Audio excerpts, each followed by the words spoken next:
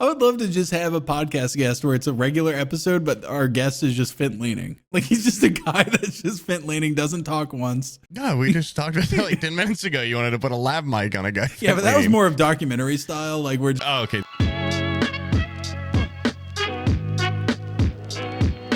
Hey guys, welcome to Forehead Fables. Okay, that's what you want to do in unison? Yeah. Okay. Hey guys. Welcome to Forehead Fables. Pretty cool. Yeah. Pretty cool. Sync that up, Stalt. Make it seem like we're kind of connected, like a Na'vi would be to their mount, but we're just connected to each other. Yeah.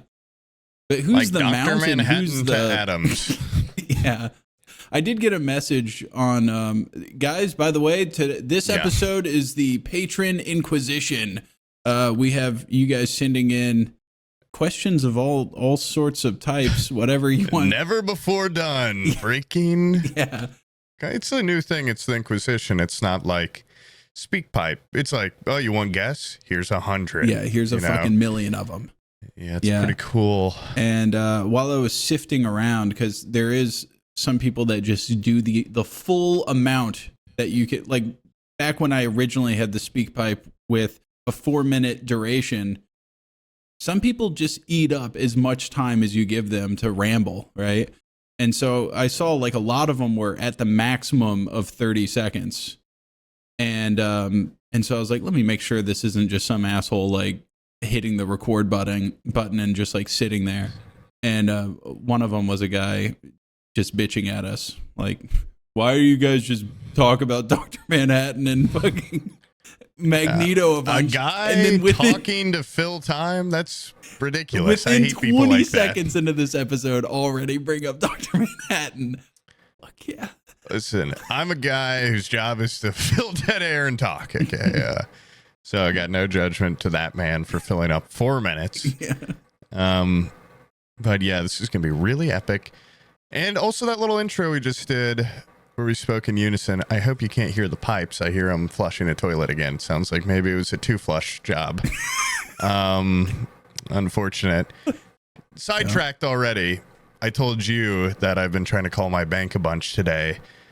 I called them like 15 times before I went to the bathroom, left voicemails. They called me back right when I started shitting. And I'm like, if I don't answer, sometimes I don't hear from them again for another day. So I had to answer in the bathroom. And while I was I turned off the fan really quick because I'm like, don't want them to hear that. Incredible bubble guts. And made the brutal mistake at one point thinking to myself, because they just keep talking and talking. Once again, I hate people that just talk and talk and talk. And I tried to squeeze a little bit out, a little extra, because I could, like, it was there. I was in the middle of shitting when they called me, and I thought it'd be really quiet, and they definitely heard, like, my ass explode on the phone, and I just, we just moved past it. Don't know why I didn't press, like, mute on the phone or anything, but I was like, it's been just, like, kind of dripping out of me. It's mainly liquid, so it's not going to be bad, but it was one of those liquid ones that comes with a little rumble. Yeah. And that was really bad. Probably for both of us, but they were very professional. I answer the phone all the time in the bathroom, and I really have a hard time, like, sometimes it is an important call, but it's immediately so noticeable, the reverb of a tiled bathroom. People go, I think this guy's in the bathroom. So you definitely can't flush, and so then you end up just leaving a stinker right there in the toilet while you finish up the phone conversation. It was. And then I had to turn the fan off, so the stink was even more noticeable. Yeah. And well, I never turned the fan on to begin with. I like to sit in it. You're really afraid of a fan catching on fire. I had a house fire growing up because of a exhaust fan in a bathroom. So now, they're my mortal enemy. Okay. Childhood home almost gone because of one of those. And so now I sit in it. I sit in the stink in safety. And who doesn't like the smell of their own brand? You know what I'm saying? Like somebody else's poop stink, horrific, but your own. Sometimes you kind of sit in it and go, guilty. I made this. Guilty as charged. I made this, and I'm proud of it. And it's like eating your placenta or something. Yeah, it's like vitamins. Yeah, for the 3 women that listen to this podcast, it's the sitting in your own shit stink It's the equivalent of eating your own placenta, just so you all understand. Yeah. But anyway, I was thinking about the intro. And once again, that Crystal Velvet guy, shout out, reached out to me and said he listened to that. We've talked about him before privately, that 3D like digital artist guy that does those cool videos. And he said he would, we could talk to him about doing something, which it got me thinking about all sorts of like, what about a digital Cretan Igor type that flips a big switch, or so, these things that we can't make real, we could make digital. And last episode, I really liked the idea of pressing like a button and being zapped into the computer. And somebody in the comments said like Super Mega already did that, which I've never watched them. So I tried to look it up, accidentally searched Super Mega, went down a pretty interesting pipeline.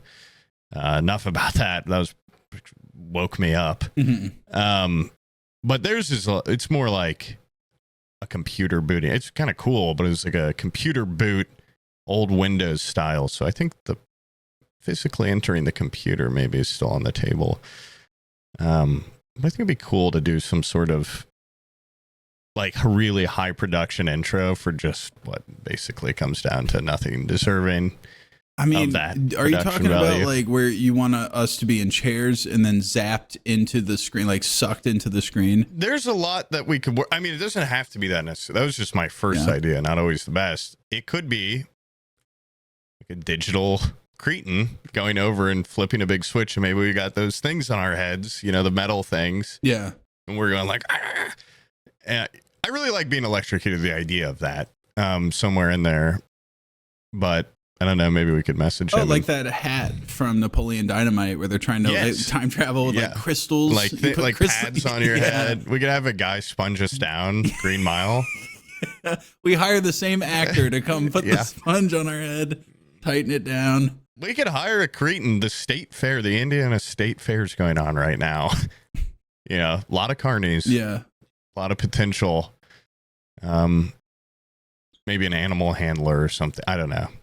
But I think also cool. We could do like a hand reaching out from the monitor to the viewer. Yeah. No, so not to the viewer, to you, and then pulling you through the monitor. Oh, I see. Like you're being physically dragged in. What about it's us dragging the viewer into our world? Put a mirror up to them. That could work. Yeah. I'll have potential driving his truck down the road. Yeah. And all of a sudden he's zapped into the ham radio or whatever. and then the camera continues to follow the 18-wheeler as it barrels down the interstate. Blows no up, driver and goes into oncoming traffic. But we're not held liable because we're just what are we, just hosts of a show? It's not our fault. He's done some like serious, like he did that thing for like Joe Pera and stuff, so we'd have to cut into our extensive budget a little bit, but it could be cool. Yeah. But what's better than making something ourselves? Never doing anything and talking about it is better. Yeah. I like that too. So yeah, you know what? We'll work on the unison. We can make that our intro for a little bit. We talk in unison. Okay. All right. Well, you want to get into the speak pipes? You want to get into the viewer messages? Sure. First guest coming up. Yeah, first guest, dude. This is from Jimmy 2 times. Hi, Sams. Hope you're both doing very well. This is Jimmy 2 times. CFO, proud homeowner, husband, father. If you were tied up in my basement, I would probably lecture you about your business tactics. Maybe expanding revenue streams. Why is the merch store always down? Why don't you have another podcast, maybe in a magical setting, fantasy oriented, incorporating one of your friends? Bizzle. Yeah, that's interesting. That ideas. Is a good point. Merch store is, by the way, in the works. I do, and mentioning Bizzle, I know that was a subtle reference to Die of Laughter. That guy wants that back big time. Oh, Die of Laughter. But I do have Bizzle coming down to my house next month. To DM a campaign. No, wrong. Not to play Dungeons and Dragons, but to do something else, and also something merch store related. So that is coming together. Also, did I tell you that I have a friend that's a DM that he went and watched some of Die of Laughter, and he told me, he was like, that 100% fell apart because of you guys. As a DM, you guys are the worst fucking pieces of shit to ever play with. And I was like, would I be invited to play with you? He was like, absolutely not. No, not if you're going to be like that. You can't play with us. And apparently, like, we're just bad vibes for a DM. We're just bad vibes. What? Because we like to giggle? What? Because we like to not move so much? You know? I could see that. I could see that being maybe a small part of something. Mm-hmm. Yeah. So what we're saying is that we need DMs to be more open. Yeah. More flexible. More open to tomfoolery. So he's saying it's the DM's fault. Okay. That's what he's saying. Yeah. Yeah. So he's saying that a campaign shouldn't even leave a room. Really.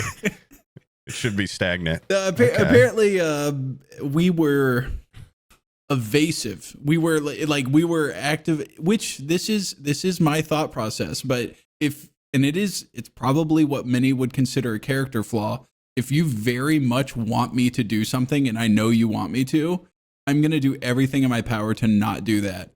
Like, I can fish when I can fucking smell it when someone's hinting that they want like an apology or something like that. The last thing I'm doing is giving them that apology if they're going to dance around it. You know, like, if you just ask me outright, for sure. But when people allude to things and go like, hey, this, trying to be coy around it, I hate coyness. Coyness is that's why women hate me. They're all coy and shit. I'm not going to play that game. I could tell, and a DM's job is to basically coyly guide you along something. And I'm not going to abide by that. I'm going to turn around and go the other way. Yeah, you don't like being directly told what to do either, though. So it's like, it's both. It's coy, it's direct. I've started on phone calls with you. It'll take me 10 minutes to ask a question because I'm like, how do I put this to where I'm not asking for anything and I'm not telling anything? Just ask me directly. I've started to do riddles. And once you solve them a couple hours later, you just normally reply no. Okay, well. But the riddle was fun while it lasted, right? Yeah, I do enjoy a good riddle. A jigsaw puzzle with the question spelled out. Yeah. How would you feel about, I don't know, mayhaps doing this? You are in the right realm of work because you would not do well having a boss. No, I wouldn't. No. Yeah, I you know what? Going through some of these long-winded questions, there was a lot of what are you guys going to do when you're done doing this? And it made me ponder. And God, the very concept of probably having just a boss not be around anymore. Yeah, probably. Yeah. Probably I don't know, some sort of big scam. Yeah. One last scam and then remember that disappear. Remember that Killdozer guy that just armored up a big. Yeah, because of like his HOA or something. Yeah, and he just went insane and started knocking over an entire town, and then blew his own head off. Make like a very poorly constructed Killdozer. Yeah. Mine would be like a golf cart with like cardboard wrapped around the cab. A bunch of hammers on the side. Yeah. BattleBot, go! Destroy! Drive it right into the State House. Limestone. Yeah. Blaster up probably right through that. I'd take my 2008 Toyota and probably just put like saws all over it, and I don't know. Oh yeah, I do have the van now. That would make a good. You do have something that could make a kind. You could kill something. Pretty good kill. Well, what I like about the Killdozer guy is I don't think he killed any pedestrians. He just killed buildings. He went around and smashed all the buildings up, and I don't think he hurt a single person except for himself. But I'm yeah, that guy had a couple screws loose. Yeah. But what about the guy? What about the Sky? What they call him? The Sky pilot King? angel, his Sky King or something. Yeah, the guy that stole the airplane. Yeah, and then just flew it until he crashed it. I think that'd be more.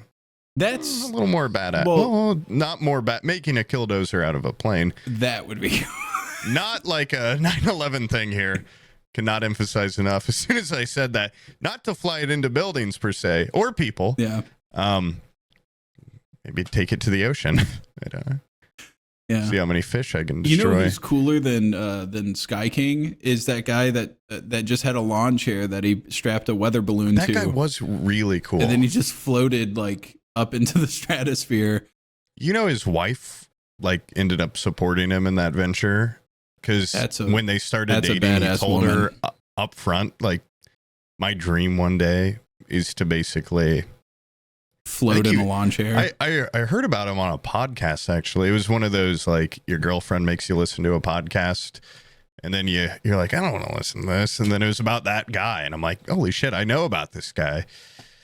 And I think he wanted to be a pilot in the military, but he had poor eyesight or something, so he couldn't be. And then he was like in love with the idea of floating way up. I think he really liked balloons. Maybe he was like super into balloons. And then he went to an army surplus store and got those he saw a big helium balloon when he was a kid, and it was like, that's the balloon I need. And for years he just kind of planned it out, and eventually his wife started helping him because she realized, like, he's gonna do it whether I help or not. So she assisted. I ended up not hearing the end of that podcast, so I don't. That guy's kind of like a man on a mission, kind of like Killdozer guy, but with less malice in his heart. You know, he just more had like whimsy. He had more of like a dream. He was like Killdozer guy if he had a wife that loved him dearly and was supportive. And I think I know really you want to take a bulldozer through a bunch of buildings, so I'm going to help you. I wonder if Killdozer guy had a wife that helped him, and like. Probably not. I feel like the difference between those two guys is the support. The support. Love. Yeah, and love. Yeah. Also, just like, he just wanted to float. He just really liked balloons, and he wanted to fly. Yeah. And he achieved it. And I think he didn't die. I think all he got was heavy fines or something like that for floating into airspace, I think is what happened. We were in the podcast. I'm pretty sure cops showed up because they had rings of balloons when they were staging it that were incredibly high in the air already before he took off or something. And cops would stop by and be like, what are you doing? And they just said that it's for like the Weather Channel or something. Like, I'm a meteorologist. And they're like, okay. And then he floated up in a lawn chair. That's awesome. Sayonara. I'm going to travel around the world. What happened to hot air balloon travel around the world? You know? Yeah. What happened to wearing a big old hat, getting in a hot air balloon? What happened to Zeppelins? One blows up. Yeah, one blows up, all of a sudden it's gone. I think a blimp is probably the coolest way to travel around. How sad that there's only a handful of them anymore. I'll never be in one in my life. Sucks. I mean, you could get in a hot air balloon, but I don't really want to. I'd rather be in a blimp. Well, the blimp has a little fan that tells it where to go. I feel like the hot air balloon, as whimsical as they are, I've seen way too many videos of them getting wrapped around power lines and then electricity arcing across them and then everybody in the basket falling to their deaths. I don't really want to. I kind of want it there to be a little bit more control. I've played Rust and I see how weather balloons I don't even get it in Rust. Yeah. I've flown them like 100 times and I still don't get how they work, really. Yeah. And when you were a repairman for those, did you have a lot of... Well, they were mostly on the ground at that point. I understand them through and through once they're grounded, but once they're up in the air, you're in God's territory and he takes the wheel. And honestly, that guy... He's a crazy son of a bitch, and he'll fly you into some power lines, okay? So you better have no skeletons in your closet if you go up into God's country. Yep. Yeah. I go to church every time before I fly. A hot air balloon or an airplane? Airplane. Well, an airplane, you don't have to worry about it. You're not in God's country. You got the pilot. He's your grounding force. He's driving, you know? Yeah, I flick some holy water on him before I take off. Yeah. You just got to make sure he goes to church, or at least somebody on the plane. But hot air balloon, completely unpiloted, that's scary. No walls. Or maybe they do have walls sometimes. I don't really know. Yeah. intricacies. I've never even seen one up close, but they're like a big balloon with a basket on it. And people fly them around the world in 80 days. You don't fly, no, I don't think anybody's ever circumnavigated the globe. Like, there's not some giant airstream that used to be a thing people did. I'm pretty sure back in like the 1850s or something. People would be like, I want to see the world and travel around it. And they would hot air balloon across the entire fucking world. They could. Yeah. It's just hot air. You know, you don't run out of it. Especially when you make me angry or so. I don't know. Okay, next topic. next person. Where's the representation for us welders? Huh? We're listening. We're out here. It's not just truckers. Fuck them truckers. All right. Welder boys, put our helmets on. And then we just turn our fucking brains off all the goddamn day. It's a perfect time to just sit there and absorb dumb shit that spews out of your fucking mouths. This is from Peanut Butter Man. Peanut Butter Man, thank you for calling in. I do have kind of a gripe with welders. Oh. A little bit of a gripe. While they do hold the world together, very important. I've also seen a lot of welder content online where they go around and judge other welds from other people. They're very pretentious. It's a pretentious group. Well, if you don't have that smooth line or whatever, I don't know. If you don't have a bunch of little V's, or maybe if you have too many. Yeah. Which it can't be that hard. They act like it's the hardest thing in the world, but it looks like it's just like coloring inside the lines. Like, so what? Just go back and forth. You're using a hot glue gun. Yeah. Basically. Yeah.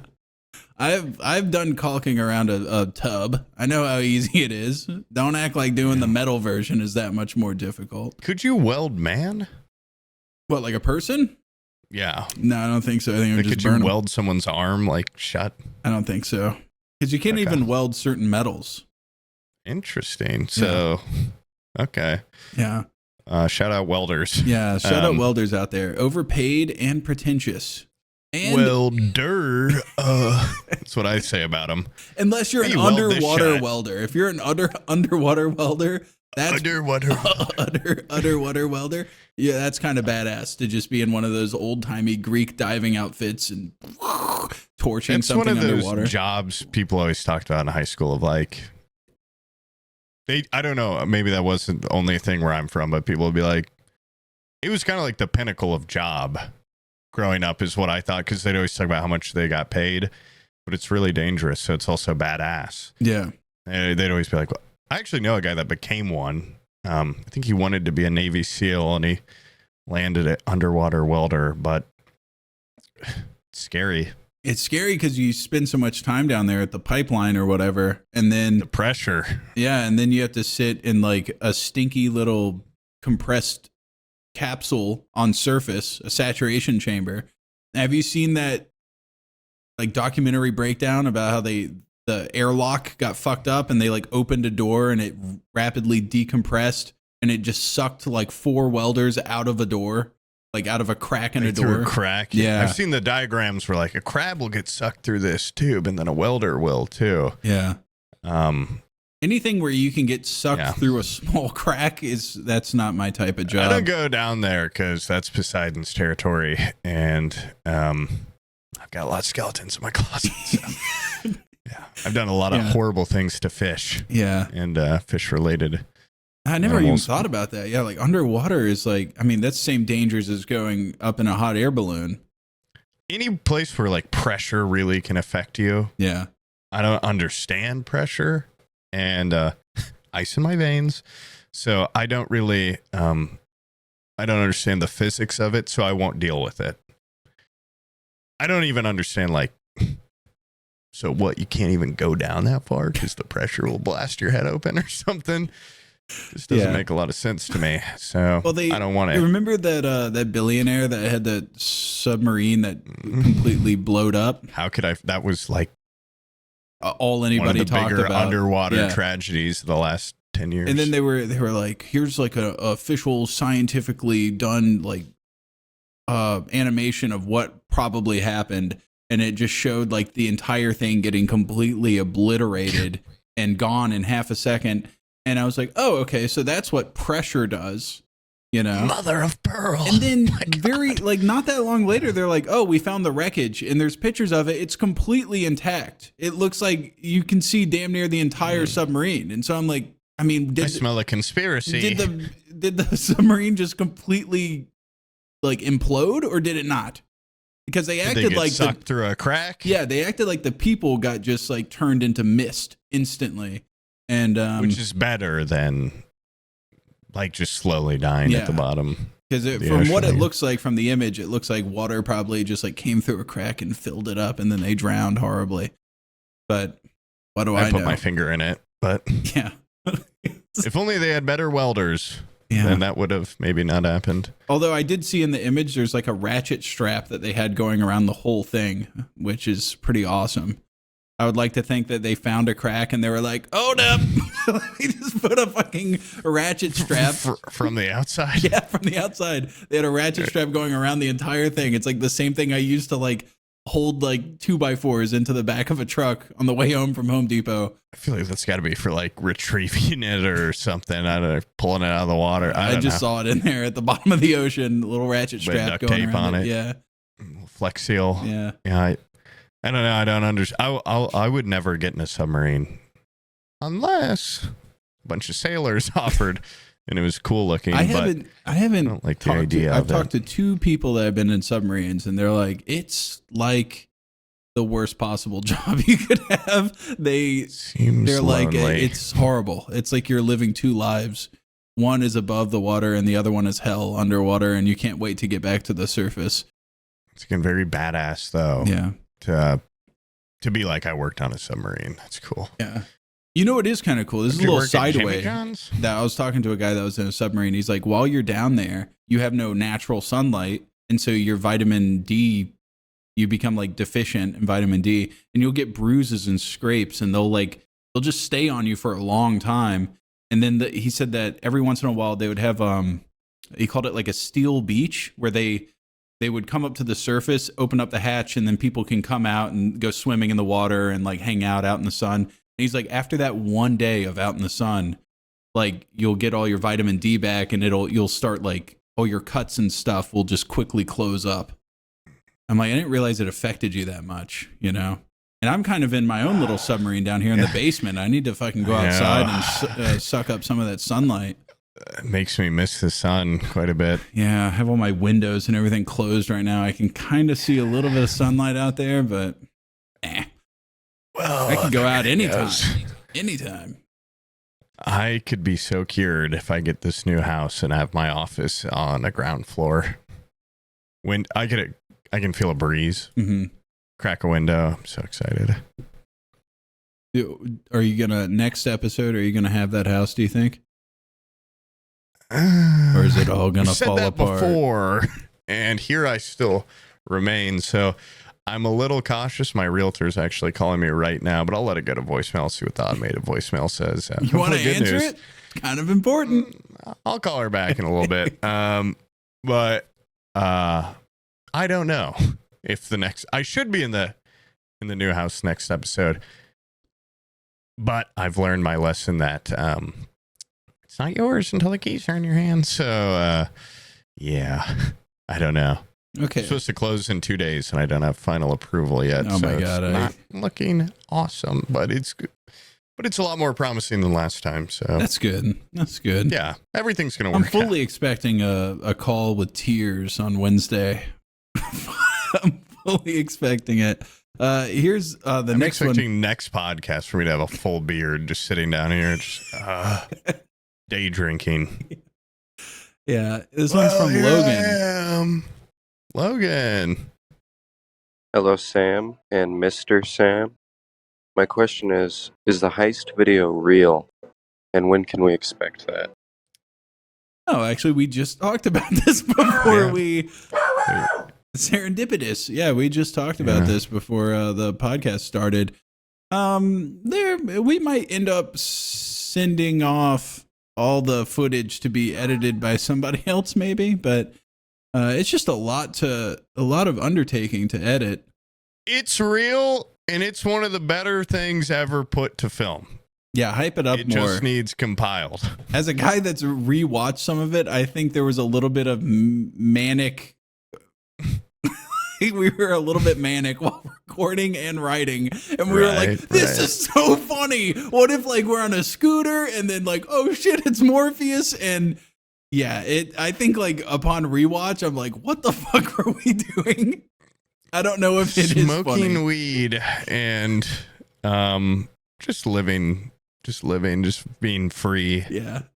Filled with dreams and ambition and very into Morpheus at the time and Mortal Engines. It was and that leaks into the script pretty heavily.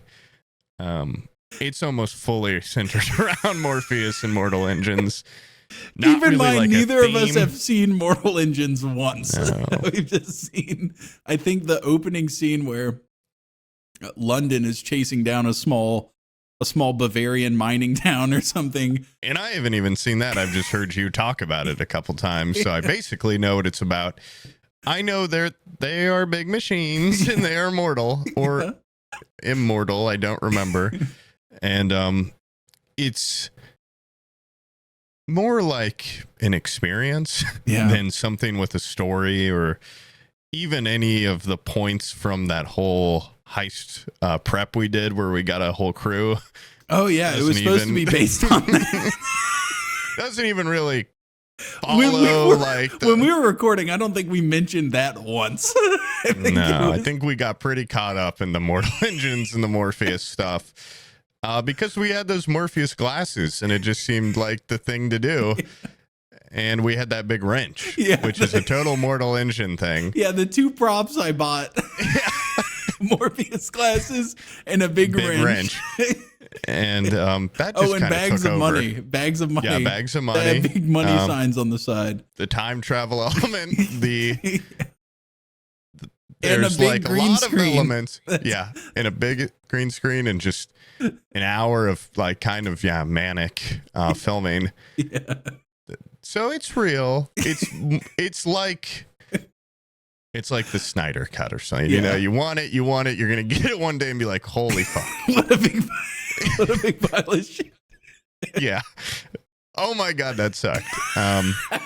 Maybe not. That's exactly what I wanted to be conveyed to them because I feel like it's been hyped up so much they're expecting something awesome. It's movie quality. At parts it is movie quality. I think you guys need to understand the level of like weed that was smoked and there's a dolly zoom, I think, at one point. There is a dolly zoom. Yeah. There's like some real filmmaking magic happening. Yeah. It's just gonna take a couple more years to get fully. Well, we're kind of like James Cameron with Avatar. Exactly. We need technology to reach the point. Yeah, where and we don't have the funds or skill to progress the technology. Yeah, so we have to wait a little longer, a decade or two. Yeah, but that's your answer, Logan. Yeah, it's super real. It's super awesome. Yeah. Fuck. God, this fucking shit. Go on. All right. And here's another one. Hello. This is Poob's grandmother. This is Aqua calling. I just saw an episode with that Aqua FPS fellow. He was so darling, so funny, charming, really. I just would like to see him on the show again. It really cut off. Yeah. Well, it's nice that you showed your family the podcast and now they're sending in Patron messages. That's so my awesome. grandma's sounds like she's pretty into that Aqua fella. I don't blame her, to be honest. He's such a darling guy, and she's right. I think we should have him back on. Yeah, he's charming. Yeah, handsome. Yeah, intelligent. He is funny. Yeah, I could keep going. Old, charismatic. Emphasis on old, dude. I played Battlefield with him during the open beta, and like we were below the fold every game, dude. Every game we're below it. You guys are old as fuck. Yeah. I dropped a 75 bomb on Empire State the other day. Not streaming, of course, but I dropped a 75 bomb, 75 kills. Yeah. Wasn't top frag because I didn't play the objective. But just like kind of a testament of like I still have it and I'm not old like you guys. Well, I I can't compete there. I mostly run around with the paddles. Yeah, and I keep your pick fucking mouth shut. I know my role, okay? I see someone down and I go, I need your ability to shoot. I gotta pick you up, brother. And I pick up the people that are capable of top fragging. You're like a necromancer. I am in a way, yeah. Just playing to my strengths. Interesting. Okay, I don't need good aiming in order to pick up my friend that can kill other people. So that's usually what I've been doing, and sometimes I'll be actually pretty high up on the scoreboard. Not many kills though. Kills are always very few. I like that they reward the people. I've seen a couple people top the leaderboard 1 kill. Yeah. It's a team game. It is. And I need to grow the hell up. Yeah. So And actually get on the 75 kills, objective. not that big of a deal. What, 75 people in Brooklyn? Was that like 0.01 of the population? Grow up. Yeah. Okay. How many people have you saved? One bodega line? Yeah. How many people have you saved in one game? That's what I want to know. Sometimes my teammates fall down near me and I pop a smoke grenade. I put myself out there. Sometimes, though, if it's the random, I see him and I go, nah, not my problem. Yeah. Just walk away. If it's a guy I know personally, if he's in a convenient spot for me and I'm, not. Have you ever absolutely started to pick demolishing. somebody up and then just dropped them and kept going? Like you can like hit spacebar and just drop them again. Yeah, I might see an enemy about 100 feet away and I'm like, oh, I need to go kill that guy. I'll drop him right on his head, step on him on the way out. I think it's funny to drag people out into the road and then leave them. Like you drag them out into the open so you know they're not going to get picked up, and then just leave them. Drag him by a car, blow it up. Yeah, that is cool. Yeah. Don't get me wrong. But anyways, Poob's Thanks, grandma. Grandma. Yeah, I think we should have that Aqua guy on. That was actually a good. Or my grandma. Yeah, good idea. Let me delete these that I've already done, just so I don't forget in the future. This one. We should save that one because what if my grandma or Aqua die? Oh shit! some Well, it's point, already 'cause they're gone. both getting Oh, old. well. Okay. Big Well, Kitten coming in with 19 seconds. meow. Hey guys, it's Big Kitten. I was wondering if you could have any animal in the world and it would obey your every command and you didn't have to worry about watering or feeding it, which animal would you choose? That's actually such a hard question because my mind instantly went harpy eagle. But then I thought, it sucks that there's no flying animal big enough to let me fly. So do I want a mount? Do I want a horse? I want a human. That's like really well behaved. I want a human. Okay. Yeah. Bottlenose dolphin? No. I can make it, I'll say fetch Yeah, me I think you're pearls. actually stupid if you don't choose human. I think that's actually just dumb of you because keep in mind that like the amount of utility you'll get out of another person. A harpy eagle can't go to the bank for you. Can't go do shit for you. Harpy eagle can do, I say, go fetch me a sloth out of a jungle tree. Yeah. You I know? mean, it can obey your every command, but if you say, Harpy Eagle, go stand in the line at the bank and get this document for me, I need it, they're not going to serve I think a there'd be Harpy more Eagle. novelty than maybe picking a orangutan. And you give it a little outfit, and it's like, wow, that's really adorable, and it's actually incredibly well behaved. And I would never have to worry, because the big fear with like having a ape is like, oh my god, what if it goes Crazy. ape shit? Yeah, and rips my face off. But if I never gave it that command, but it could be like, oh my god, like a silverback gorilla would be really cool. Like maybe you could ride it. I don't know, but just having it like sit behind me while I'm doing a podcast, it's like just look really scary. You say something I don't like, I say Tallahassee. It just starts walking. Picks up You're gonna be checking your a fucking- briefcase with like Yeah. old travel stickers on it. Here's Puts your on a bus fare. fedora. Yeah, he's on his Teach way. him a lesson. Yeah. Or if I had a fucking Harpy Eagle and I said Tallahassee with haste, and I shot it out my window, in a couple hours you're gonna be like closing your blinds and freaking out. That is true. In 10 hours time, you're gonna be pretty scared when my little henchman gets there. Yeah. Well, in just all practicality, though, I'm still going human. I think it's absolutely buffoonery not to pick a person. Goldfish. Do a flip. I have the world's most incredible goldfish. You can do. I guess if you're like trying to be like a 1800s like guy that goes like a snake oil salesman type, where they have like the flea circus. And it's like, look what my armadillo can do. He can do backflips. I guess you could pick an animal. Yeah. My sea monkey is doing incredible things. Yeah. I guess you can make a lot of money as a streamer if you have like a tiger that won't ever tear your face off and you can just stream with it. I can be like, jump. It just jumps 10 feet in the air. Yeah. Ride it around. Be awesome. An elephant would be like, I mean, I would be worried about how other people would take it. Yeah. Like the government would probably get on me if I was just riding an elephant around Indianapolis, but yeah, it'd be really cool. And they're already that's why very you turn it into intelligent. like a killdozer elephant. You put awesome armor on it and spikes on its tusks. I've got two hammers up top. Yeah. Come up here, elephant, lower. Yeah, but that'd be cool. I could slide down its trunk. That would be badass. I think Legolas does that. And he like slides down a elephant's trunk. Yeah. I'd stab it in the top of the head. I'm done with you.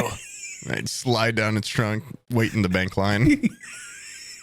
I'm pretty sure this guy says you get one. You get one. Yeah. Yeah. Yeah, well, you'd use it well. Yeah, I use it for one trip to the bank with an awesome entrance where I stab it in the top of the head and slow. $48, please. Overdraft fee? What the hell? I have to walk home. How much would you pay for, I don't know, a recently killed elephant? Hide and all. The ivory alone fetched quite a fair price on the black market of Indianapolis. Yeah. But, well. Oh my God. What another market being like, look how well trained this tiger is. I'll sell it to you for $10,000. Mm-hmm. And then, have it do all sorts of stuff like, look, I can like ruffle it up and it's fine. As soon as I get the money, I say kill. Oh, yeah. You'd be like Daenerys Targaryen. Yeah. Go on, a mother of wildcats. Well, one. But still pretty cool. Yeah. Like just having like a panther or something would be awesome because big cats they're cool. They scare me too much. But if you have full control, dude, the amount of guns that are floating around in this country, somebody would just you couldn't bring it outside. Somebody would just shoot it on sight. Yeah, that's the fear. Other people, what they do to my creature. That's why I think the safe option is just getting a person that obeys your every command. I think it is the no-brainer option. People, of course, are going to be holding their hands up, going like, "Oh, Sam, ethics. You can't have." Feels a little. Oh yeah, what's worse? Feels a little wrong. How does it but feel is it wrong? a human? Is it like one created specifically for you, or is it just a guy one day is just like? There's fucking like 8 billion of us, dude. You can't spare one person to be my lackey. I'd take good care of him. I'd tell him to shower every day. I'd give him food. If it's your wife? I'd say, what's the difference? It already is. Bosses her around like crazy. You will cook and clean. Hold on, let me listen to it again. Huh? Hey guys, it's Big Kitten. I was wondering if you could have any animal in the world and it would obey your every command and you didn't have to worry about watering or feeding it, which animal would you choose? Okay, so I don't have to feed him or water him. Yeah. It's a pretty big deal. Yeah, that is. You could actually just have a butler like the one that you have in your house, but it'd be a real person. Yeah, if it was like an old guy, that'd be kind of cool. Yeah. Give an old man some purpose. Yeah. The most convenient would probably just be Pip. How about he actually listens to me? Yeah.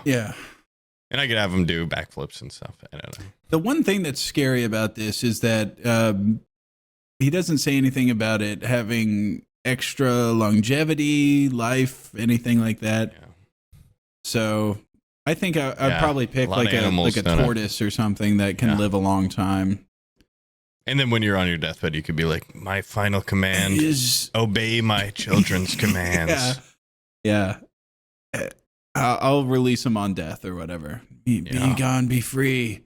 That makes me better than Thomas Jefferson. He didn't even release his slaves on death. Whoa, who brought up slaves? Okay, we're just talking about taking full mental control.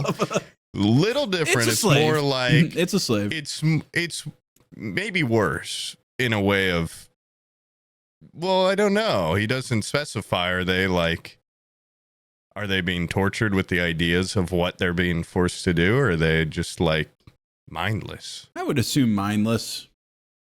Probably. And I don't know if that's better or worse, but once again, I don't know if it's like just a regular guy off the street that's just being plucked into. There's too many intricacies. I think I'm overthinking it. I'm going to go with my gut here. Bengal tiger. Nope. Siberian tiger. They're bigger. Yeah. No, people will shoot it. House cat. A well-behaved house cat.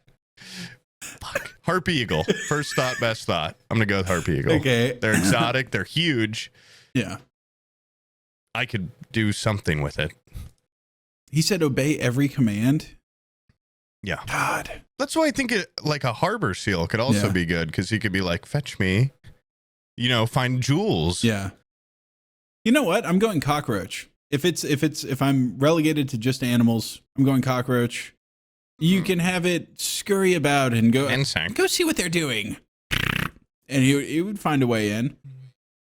And then he could crawl under a door, get it into a crack, find his way out. Then what? Okay, then you'd be like, all right, tell me what they're I'll say, get a tiny pencil and write down what happened, dumbass, and then give it to me.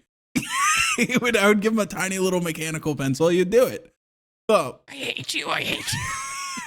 First of all, I hate your guts. I would give him a little quill. With an ink pot. Thirsty, hungry. Well, the guy said he doesn't need food or water, so you're not getting it. Yeah, I would probably pick something to spy on people. So maybe like one of those jumping spiders with a bunch of eyeballs.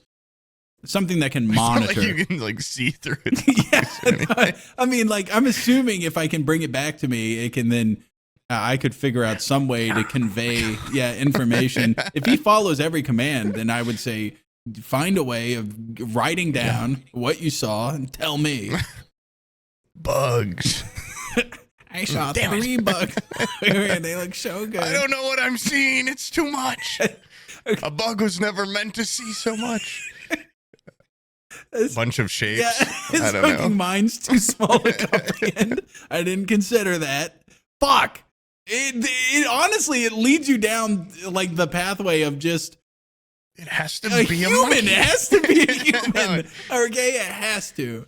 It needs to be something that's smart enough to comprehend, be more useful than just go stand over there and look cool. Bottlenose dolphin. They're very intelligent. I don't like the water that much. Well, I could give him like one of those big fishbowl heads with some water in there so he can breathe. Oh, yeah. Yeah. You could, like a reverse of like Sandy from SpongeBob. A dolphin breathes air, so you could just he would just drown. He would drown. Yeah. I've solved it. I gave you infinite water. Fool. Okay. Yeah, dolphins. They gotta breathe water. I forgot about that. All right, human. Fine. Final answer. Human, dude. It's the obvious choice. I would be like the Godfather. I would get like a lawyer, and if you're not snatching someone out of their life, I wouldn't choose a lawyer. Igor. I would just get a regular person and send them through law school. I'd be like, go to law school, get A's, come back here and be my lawyer. And they would just, how like the Godfather always has his family lawyer just in the room. Just I would consult them. Free stuff. You know what you can do with a lawyer? Incredible things. Incredible. Igor, go to law school. Come back to me with a degree. Yes. Learn to litigate. Yes. Yes. Yeah. You'll have to talk to my attorney. God. That'd be so great to just always have my attorney over my shoulder. That would be odd. Yeah. Dude, when I needed an attorney for that last house process, I'm like, God, I wish I came from a family of lawyers and doctors. But exactly. Now I know a lawyer, and just having them write one email, I'm like, it's the most powerful feeling in the world. Absolutely. It wasn't even really an official thing, but they're like, hey, I'm a lawyer. And yeah, having someone that's constantly there. Yeah. I'd be very into lawsuits Oh, for sure. anywhere I went. Yeah. Well, I saw that. Like- Did you see Hunter Biden was on that like Channel 5? He did like a podcast, which, by the way, guys, if you haven't Yes. seen it, it's a pretty good podcast. And Hunter Biden said he made some allegations where he very smartly worded his way through them and has now received like a $1 billion lawsuit from Melania Trump.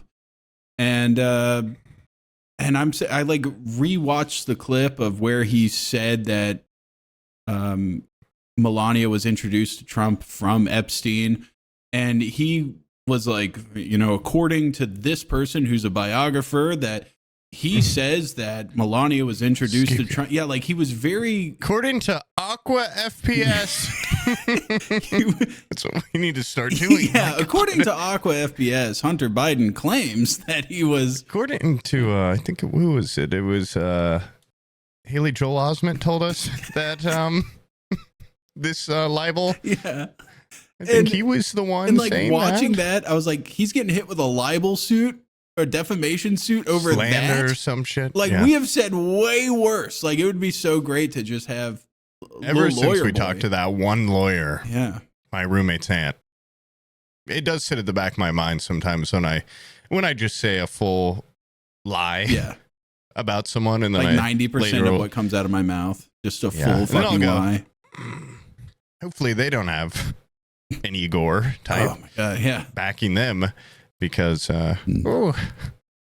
but guys, don't sue us. Yeah. We actually don't like it if you sue us, so don't do that. All right, thanks guys. Yeah. But if we had a lawyer, we'd sue Oh, you. we'd sue that. I'd find reasons. I would find a reason to sue you guys. This guy canceled his Patreon. Read the fine print, asshole. You can't do that. I want his blowtorch and 18-wheeler. Make it so. Oh, you turned off auto pay? Okay. Now your grandkids will be auto paying. What is I the would just type have of contracts. what's the type of lawsuit where they know they're not going to win, but they just try to bury you in paperwork just to piss you off and drain you of resources? I don't know. Like billionaires do that shit where they're just like, boom, they just hit. I saw a guy do a mattress review of remember Purple mattresses?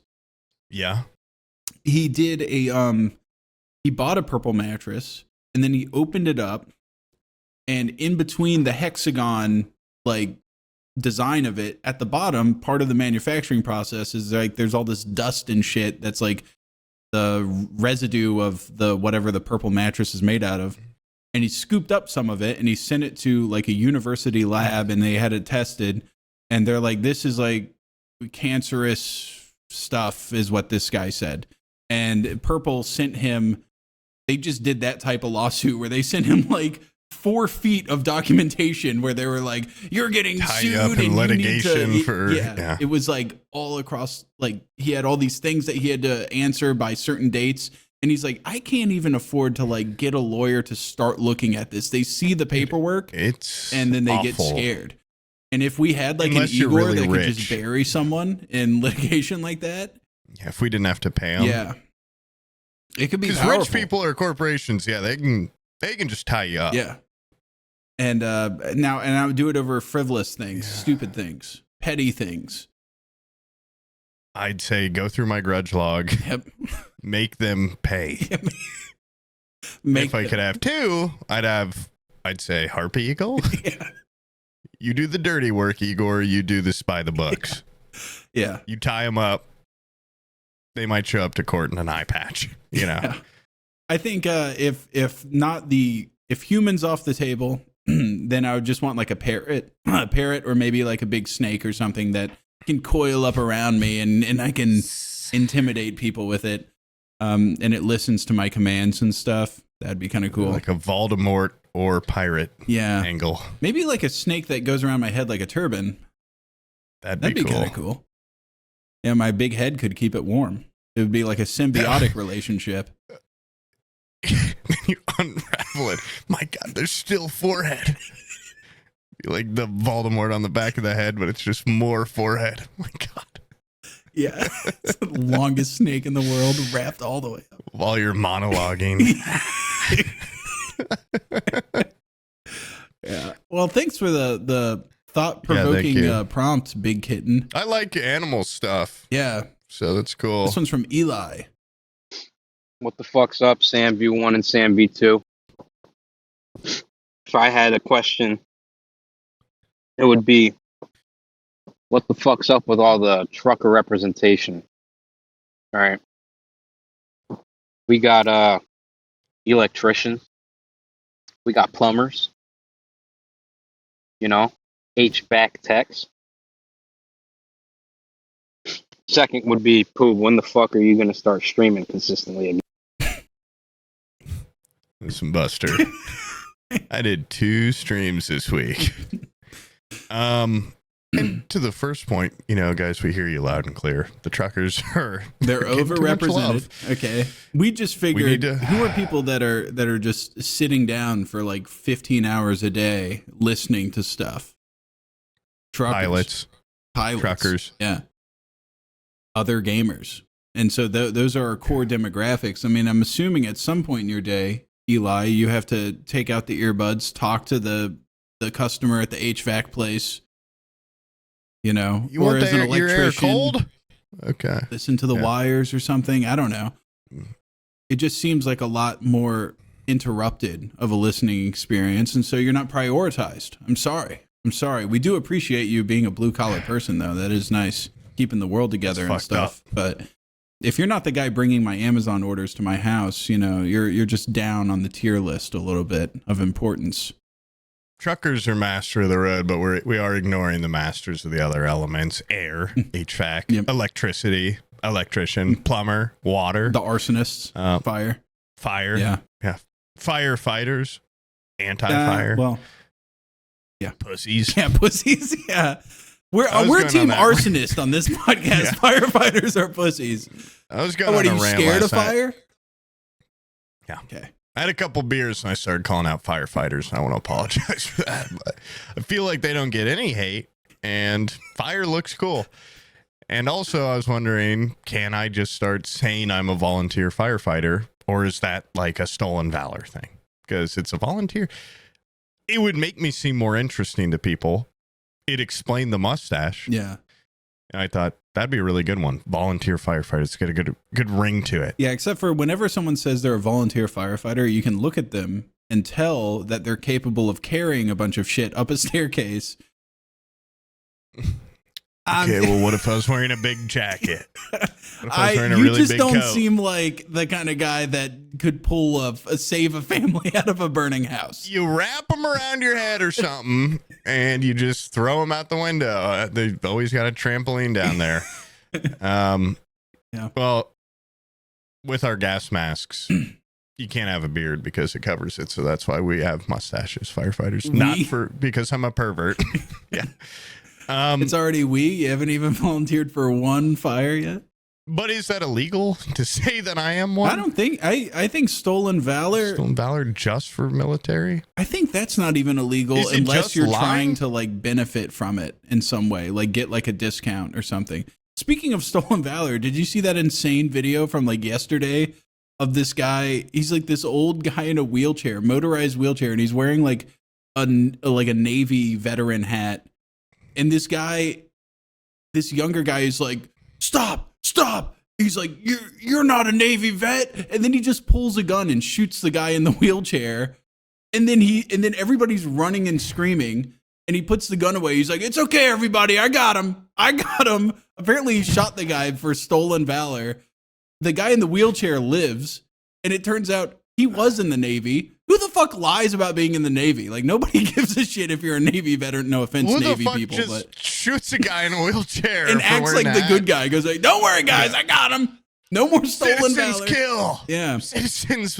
And the weirdest Judge, part jury. is it happened on the Seattle like boardwalk. I've been in the very spot where that guy was shot. I've been standing right where that guy was shot.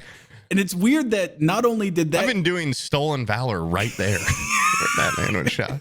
not only full have Marines I outfit. been at the place where guy was shot for wearing a Navy hat, and then the guy acted like The shooter acted like he was the good guy that stopped the criminal. But I happened to be at that restaurant where the guy attacked the hot dog cart guy in San Diego. It's just weird. What next? Where else have you been?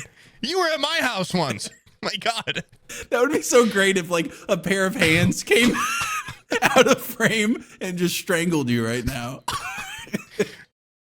Yeah. That'd be awesome. That would be awesome for the like, podcast. my head exploded. Podcast host gets strangled while recording an episode. That's why we should just have some like blanks, like some bullets, like squibs. Yeah. Like, you're at my house once. And then I just continue the episode while you're bleeding out. I go for another 40 minutes. I'm sure he'll be fine. Anyways, guys, thanks for... Where else have I been? I've been to San Diego. Also, I mean, that's a real video. I can't believe I haven't seen that. Yeah, it's insane. Oh, I saw it. It was the how first thing I embarrassing. watched when I woke up this morning. I saw it like I was still halfway awake, and I watched it. I had to watch it like 2 more times. Where do you go from there when you find out, like, not only did I just try to attempted murder a guy, turns out he was a veteran. Yeah. Like, what's funny is the guy goes egg on my face. The guy goes, I think he goes like, "Let me see your ID." And the guy goes to reach for his ID, and he's like, "You trying to pull a gun on me?" And he shoots him. I'm like, you just asked to see his ID. He goes rummaging for his ID. He shoots him anyways. It was like so weird. It was like he was begging for him to reach for something. He pulls out a harpoon gun, shoots him. My God, he was Navy. No. Yeah. Who lies about being in the Navy, flag. dude? That's like lying about being in the Air Force. It's just like a person that's going to do stolen valor. They're going to choose the Marines and they're going to choose the Army. Okay, because Air Force is cool. Have you seen Top Gun? I have. Have you seen the new Top Gun? Yeah, but 99% of the people in the Air Force are just like people at desks doing regular office work, you know, which probably would be, that might be the one to act if you want the discount. Move. And if you want the cool hats. If you're like a stolen valor type guy, you might want to go for Air Force because I don't think anybody's lied about being part of the Air Force. And just say like, I was like a desk guy or whatever. Where'd you serve? Work from home. Yeah. I've been deployed 14 times, not a scratch. I'm totally cool. Just doing paperwork. My mind very much intact. Yeah. I just do file claims and stuff. Like, no work. How many G's have you taken? What? Bang, bang. I would kill for us to be able to go in one of those like the G simulator where they like put you in the chair and whip you around. Yeah, it seems really scary. I don't know. I'd do one of those and then walk out and put on my fucking U.S. Air Force hat. Wait, what's the one where they like strap you in like this and then you go like, you know what I'm talking about? The like Vitruvian man or whatever. Like the Vitruvian setup, and then they spin you around like a gyro, and you just go every which direction. I don't know I have no idea what that's called. I don't want to ever be like hooked a up torture to device like that they do. Yeah, I don't. And they act you like wanna it's do one of those, for astronauts, I think. They act. Yeah, I'm sure it's just a big fake. Probably do it just for fun. Every video I've seen of people in space, they're floating very calmly, but their training requires them to be able to be fucking whipped around at lightning speed. I just feel like it's the training isn't indicative of what the job's going to be. Much like when you go through boot camp for Air Force and they make you shoot guns and then they're like, all right, now go work at this desk and from home. Yeah. So just to be clear, firefighters, Air Force, and Navy.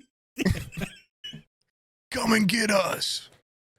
Yeah, but we're really we deserve one time to get our asses kicked when we're just walking down the street. Dude, not shot, but just a light beating to medium. Yeah, at TwitchCon, if there's like a friend group that happens to have an Air Force guy, Navy guy, and a firefighter that all hang out, and you see us, you can beat Poob's ass for 10 minutes. Yeah. Or both of us for 2 minutes.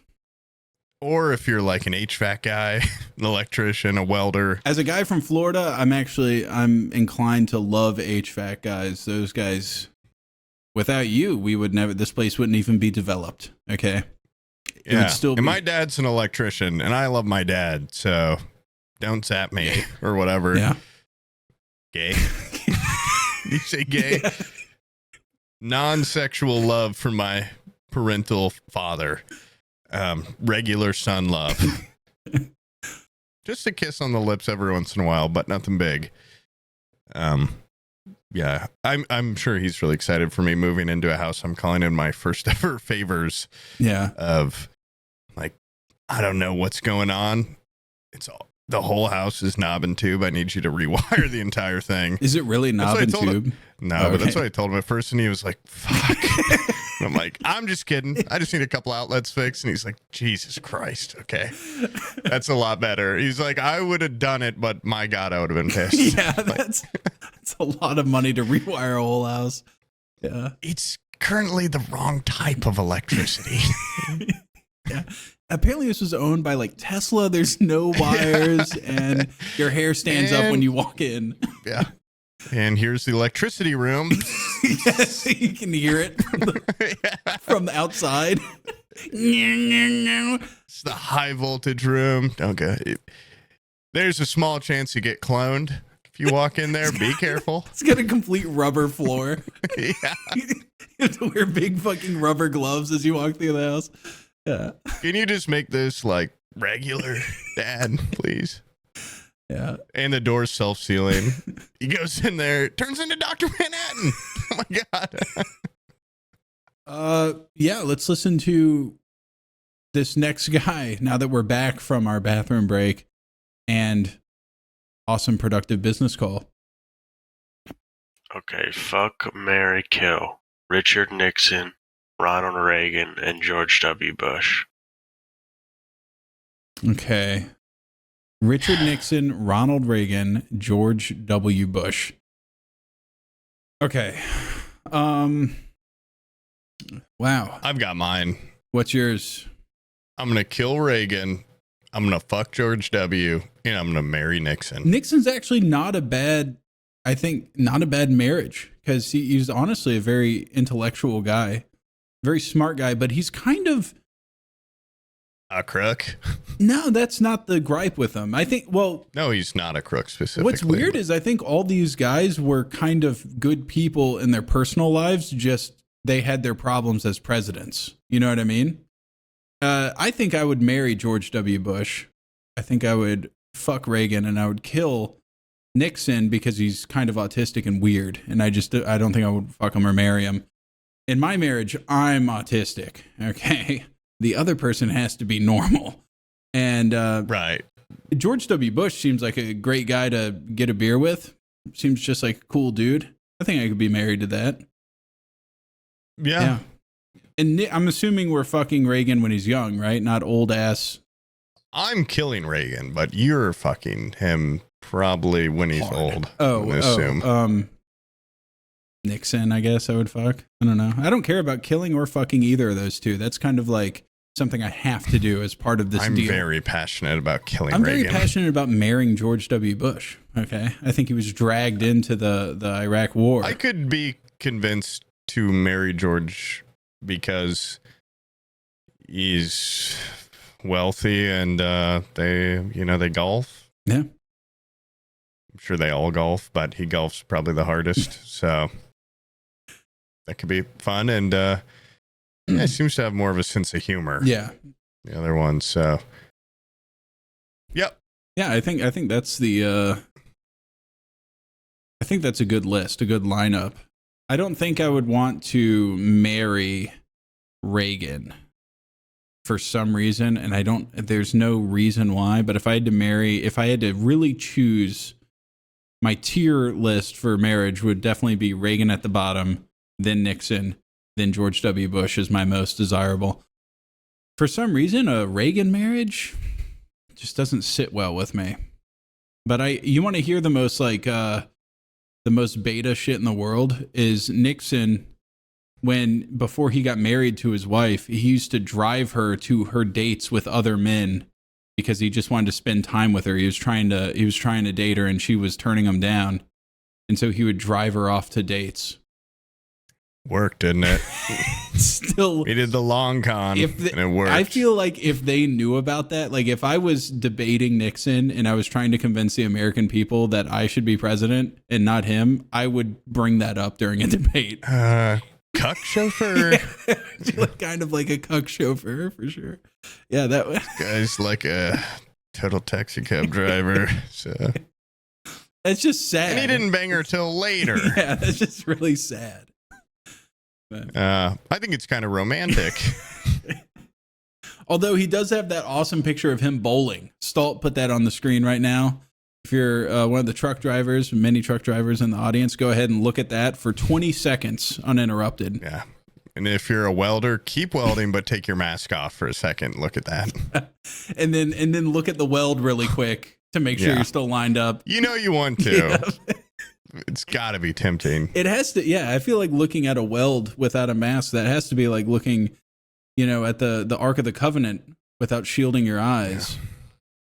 What do they want to keep you from seeing? Exploding. Yeah, what are they trying to... There's a conspiracy there. There is. That's a big conspiracy. Why not just look at it? You're putting on your goddamn sunglasses, that block out all the propaganda. Or I guess in that movie they show the propaganda. I don't remember. Anyway, take that shit off. Makes you look like a pussy. Weld with your bare hands. Some spit. Yeah. But thanks for sending that in. You know what that guy's name was that sent that in? He was Reagan fucker. I fuck presidents was his name. Oh, yeah. Wow. I was actually pretty close. Wow, he's definitely got a theme. Yeah. I can appreciate a good theme. Send us in another batch. This time less controversial presidents. Like send in some hard ones, some ones that's like, I don't know, Coolidge. Yeah, dude, I would fucking marry Coolidge. Coolidge was a fucking cool guy. Now that guy was cool. He was as cool as it gets. I want Garfield, Coolidge. Dude, I think out of all the lineup, Coolidge is probably just like, he's top tier. Did you hear that he was like, when the day he was inaugurated, they had to wake him up to tell him that he had won, and he went out, did a speech, and then he went back to bed.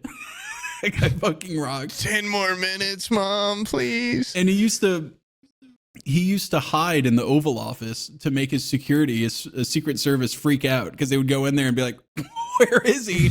And he'd be behind the curtains. That's a great prank to do. He would just be hiding. A little bit of fake blood on the forehead. Yeah. What a scamp. He seems like a cool guy. Yeah. Anyways. Thanks, fuck. Yeah, thanks. President's guy. Pretty cool dude. This one's from Bone. What president would you gun to your head. Tits or ass? Ass. Tits. I like the whole package. Why can't we both? Equal? Can I say equal? Am I a glutton, or like why can't you have both?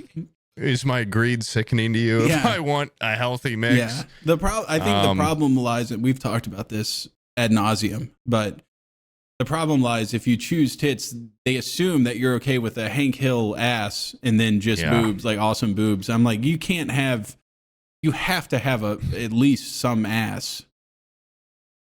Yeah. And we stand by that. If we're at Fables, you gotta have some ass. Some. Yeah. Yeah. Yeah, that's a chicken shit question. I want a third option. Both awesome and I'm gonna say if I have to choose one or the other, I'll choose ass. Yeah. Because it really does come into if you pick boobs, they're gonna say, okay, they got a Hank Hill ass. Yeah. Which nobody wants that. The people that even have them go like, I know what my biggest flaw is. I don't have an ass. In the mirror. I'm pretty assless, and I know it. And I go, wish I had like a. You need a little cushion for when you're sitting at a dining table or something. Oh, Golden Corral. They had hard chairs. That's a place I can make an ass for you, though, if you didn't know. No, I'm sorry, not Golden Corral. Cracker Barrel. They have those wooden benches that you sit on. Yeah. You need a little cushion. Yeah, you need something. And well, that's all we have to say about that. Spencer. 1, Sam 2. How the boys doing? My question, good, Spencer. simple. I'm wondering what's the worst sponsorship or obligation that you guys have signed yourselves up for and immediately regretted? Or whether it be something you had to do for a while or something just for like one time, maybe a bad collab or something. What is the worst one you've had to do? Thanks, guys. You can go first. The worst, the ones where I go like, oh, why the fuck did I agree to this, is when they go, hey, this many thousands of dollars, all you have to do is a dedicated video for this game. There's two different sponsorship types out there. There's an integration, which is what you want. Okay, you guys sitting up over there, you want an integration. That's where you have your own video, and then at some point in the video, they pay you to do like 90 seconds of sucking their company off. And that's what you want. A dedicated video is where they go, we're coming out with a game, and we want you to make an entire video on that game. And if you're someone big, like Donkey, you can go, okay, give me $30,000. I'll make your video. And then you also, when you're that big, you can say, I know what my people want. Don't give me this fucking script of things I have to go over. But when you're my size, they go, well, you have to spend this much time talking about character creation and all the different things you can do. And then you have to spend this much time showing them this and that. And it fucking ruins a video, completely ruins it. And he doesn't like being told what to do. It fucks it. I know that nobody gives a shit about that. Yeah. Literally nobody. And but if you're talking about like a non-game related sponsorship, you guys remember MeUndies? I've had a MeUndies sponsorship. I actually think their product rocks. I like MeUndies. But they have as one of their big marketing points, like one of the only things that separates it from other underwear, is they have like a pouch that you put your balls into in the underwear. And you can't talk about a pouch that you put your balls into. They're like, oh, we don't want, like, don't mention that your genitals go into the.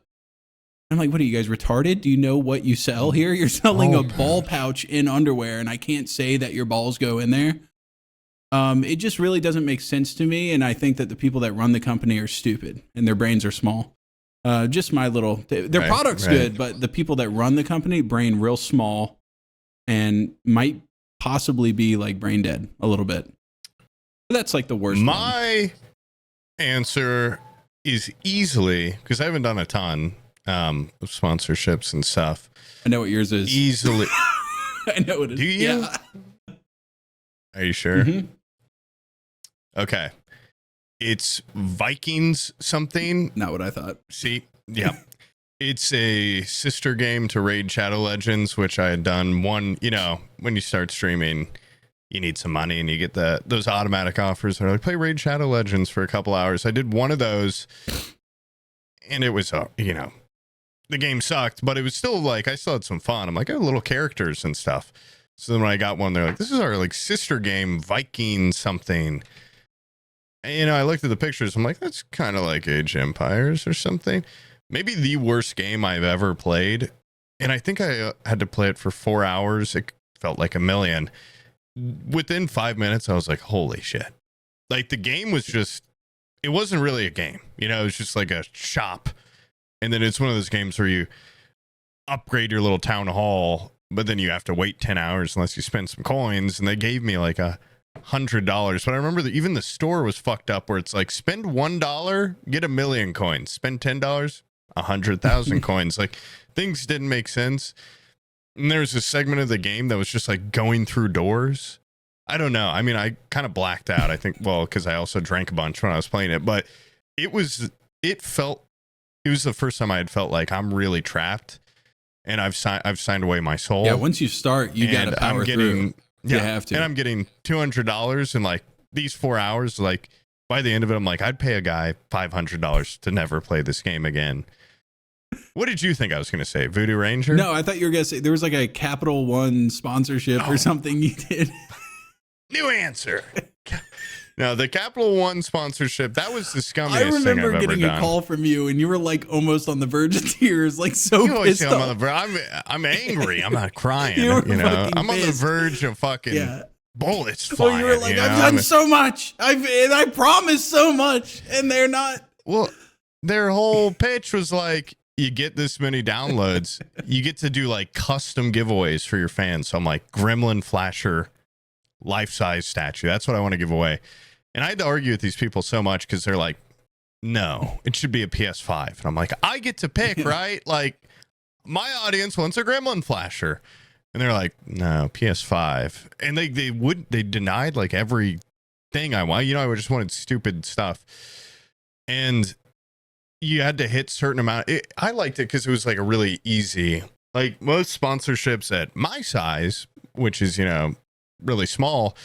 It's like you have to get 100 people to download the shit game. And I don't like taking those because it's not only download this shit game, it's get to level 10. Yeah. So it's like you're telling your viewers to download a game you'd never play, like Vikings.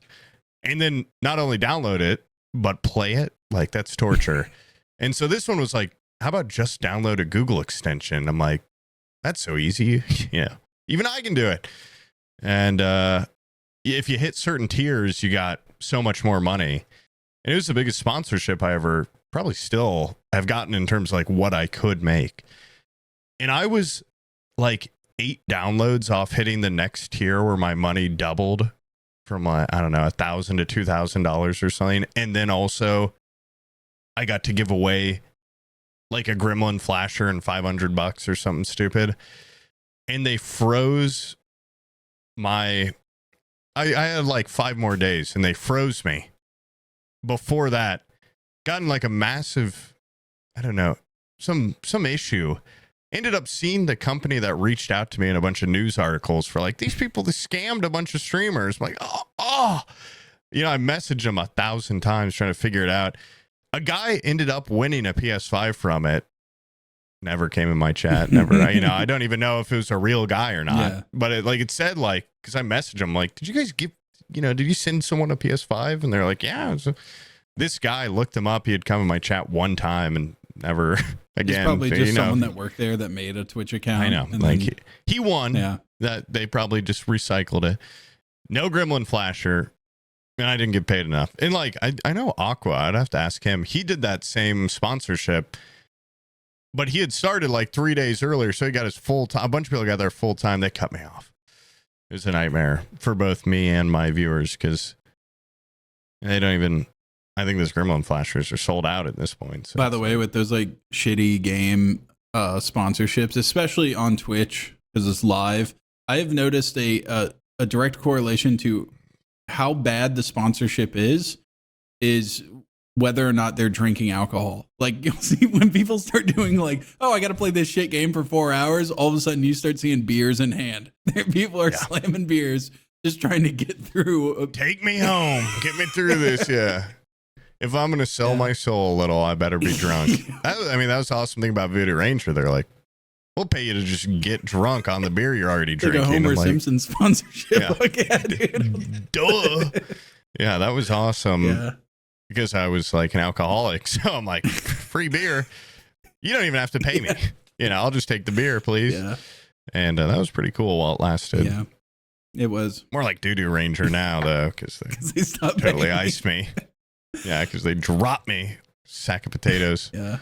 Thanks for sending that in, whoever sent that. Spencer, yeah. This one's from Skylar. Hello, Samuel. I've got a little complaint for you, Big Sam. You know which one. But why do you scare women so much? I can't even watch your fucking videos when my girlfriend's asleep. She hears just a second, just a little clip of your voice. She fucking wakes up and she's like, turn that shit off. So, thank you. It's actually like a talent. And I think I am like a perpetual hoe scarer. I scare the hoes. I think a lot of it is because I'm in a monogamous relationship and I have been my entire adult life. And I was talking with Dugo about this. I think a lot of it, this is horrible to say if you're a woman here, I'm really sorry about this, but there is kind of a fear women have of men. And a lot of men, because they're single, kind of do have the opportunity of like, well, what if I hit it off with this person? They might be a potential spouse or anything. That's not on the table for me because I'm in a marriage and completely committed. And so I do just kind of get free reign to kind of like weird, like there is the unspoken weirdness of weirding women out. And I know that they're on edge because who kills women 90% of the time? It's dudes, you know, their biggest apex predator is men. Weird ones, yeah, too. Weird ones. And I kind of like that you can kind of make them uncomfortable. Imagine me killing you. Like it's, I just kind of get like a little secret pleasure out of making a person uncomfortable. A guy uncomfortable for sure, but like women, it's a different element. Because for guys, it's like, oh, he's weird. But for women, it's he's weird and he might follow me out to my car. Like, and it is, it's something I should work on. I shouldn't think it's so funny. I had Abby dying in the car earlier because I saw a lady on her phone. She was on her phone, like looking at her phone while driving, and we came up to a red light, and I was like, she was so into what was on her phone. I was right next to her. I was like, dude, if people just didn't have access to guns, I would hop out of my car and just run up to her window and go, ah, like right at her fucking driver's window. It would make her, it would probably give her a fucking heart attack. And I thought it was really funny. Abby was like, that would be really funny, but yeah, you would probably get shot in this town. And I'm sorry, guys, like women out there, I know I scare you. I know I'm off-putting. And I'm really sorry for that, but it's not something I can contain. It's not something I can control. It's my dark passenger. But it is something he enjoys. It is something I enjoy, and it's something I cultivate. Okay. And he wishes you didn't have guns so he could do it even more. Yep. The higher degrees. Yep. Yeah, exactly. I want to get in your face. I want to scare you. I want there not to be potential repercussions for scaring you. But unfortunately there is, you know, that is something that I have to deal with. It's the world we live in. That's the world we live in. Okay. Some of us are born looking like Brad Pitt and they get to skate by just looking good. And some of us, they have to scare the hose. Okay. There has to be a hose scare out there. Have to. And there needs to be more representation for weird guy. I'm not going to kill you. I'm just going to scare you. Not all weird guys are going to kill you, okay? Some of us just get a kick out of scaring you. We get a kick out of the implication that it might. Yeah, the implication, the thought of he might do it. But he probably won't. Probably, yeah. But he could. I won't. But I like that you think that I might, you know? Yeah. Okay. Does that make me a bad person? Yes. Absolutely. Absolutely. No arguing. Nope, I'm not going to argue with you on that one. But me and Abby went out to, or me and the whole family, we went out to Chili's. We were like, we haven't been to Chili's in forever, since I was a kid, you know. And the girls were like, "What's Chili's?" Because they see the big pepper sign of Chili's, and so we went there. And the hostess was like, "Do you make videos on YouTube?" And I was like, "Yeah." And she's like, "My boyfriend watches you all the time." And then she went and brought me to my place to sit, and that's cool. And then I told Abby, I was like, "Oh, the hostess recognized me," and she looked at her, and this was like an alt girl with like nose piercing and everything, and she goes, "Was it her boyfriend that watched it?" I was like, "Yeah, it was." Yeah, she doesn't. Okay, you don't have to say it like that. It's 100% not her. She's subjected to watching the videos through her boyfriend. Yeah. Do you make YouTube videos? It's you. It's him! Oh God, don't kill me! Don't kill me! It's him! Oh my God! Yeah, and yeah, she was very nice though. But... Left a little note for Abby under her menu. Yeah. If you need a help link twice. Yeah, but thanks for sending that in, Skyler. You're like, I just love scaring women. You and your family filled with women. Yep. I should be a little bit more like understanding their. Well, I do understand it. That's why I like exploiting it so well. Yeah. It's because that's how I can twist it to my will. Because I do understand the plight, and only after fully understanding the plight can you fully weaponize it. Right. You know. Right. So, because Abby told me, she's like, I told you this a couple episodes ago, nothing's scarier to a woman than trying to usher their kids into the car and put the groceries away in a parking lot while there's like a homeless guy wandering around or something. And in my deepest fantasies, I want to be that homeless guy. I want to just be that person that's minding their own business, and the woman is just going like, "Oh shit, guys, get in the car, get the groceries in the car." Like, that's so much power. That guy's minding his own business, and women are freaking out just at the thought of him talking to them. That's incredible. Your dreams are so close. They're within reach. Within reach. All I need to do is lose everything. If I lost it all. Ruffle your hair up a little bit and go to a parking lot and just stand. Just stare. Just look frantic, pacing in between cars. Yeah, incredible. Can I help you with your groceries, ma'am? Just get shot immediately. Excellent question, Skylar. Thanks for sending that in. The burn after reading Brad Pitt when he's just like, get shot. You walk up behind a lady. Hello. Yeah, how come Brad Pitt can say what's up to a woman? So close to going down that incel line. Yes, so but close. when I do it, they want to shoot me with a gun right in the head. You know, if in that movie a woman opened the closet, it'd be a different story. Well, hello there. Hello, beautiful. I didn't say I was hiding in their closets. Okay, that's anybody that's hiding in a closet and comes out doing that is gonna get shot. But he looks so sweet. He did. Come on, he looked. Yeah. I would never shoot that guy. I'd be like, what are you doing here? You little scam? Yeah, get out of here. Go on, get. I'm gonna get you. Anyways, Jaden. This one's from Jaden.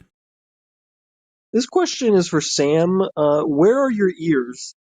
I saw this fucking clip on YouTube of 30 seconds of you looking deadpan at the fucking camera, and they're just your glasses just levitate on fucking nothing, man. How do you do that?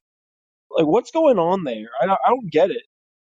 Oh, thanks, Jaden. I forget about that. Yeah. That you. Well, I got them clipped. I'm like a Doberman. Like such a straight. I'm like, head. Dude, I wish I could show my ID picture. It looks like I look like a villager from Minecraft. It's just a fucking straight cube. Can you get my good angle?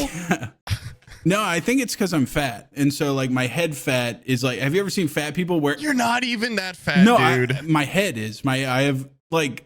Have you ever seen people that even when they lose weight, they still have a fat person's head? Where you go like, dude, your head doesn't match your body. You have a fat Where person's are your head. ears at? Well, they're underneath. Oh, like they're sucked in compared to my fat face.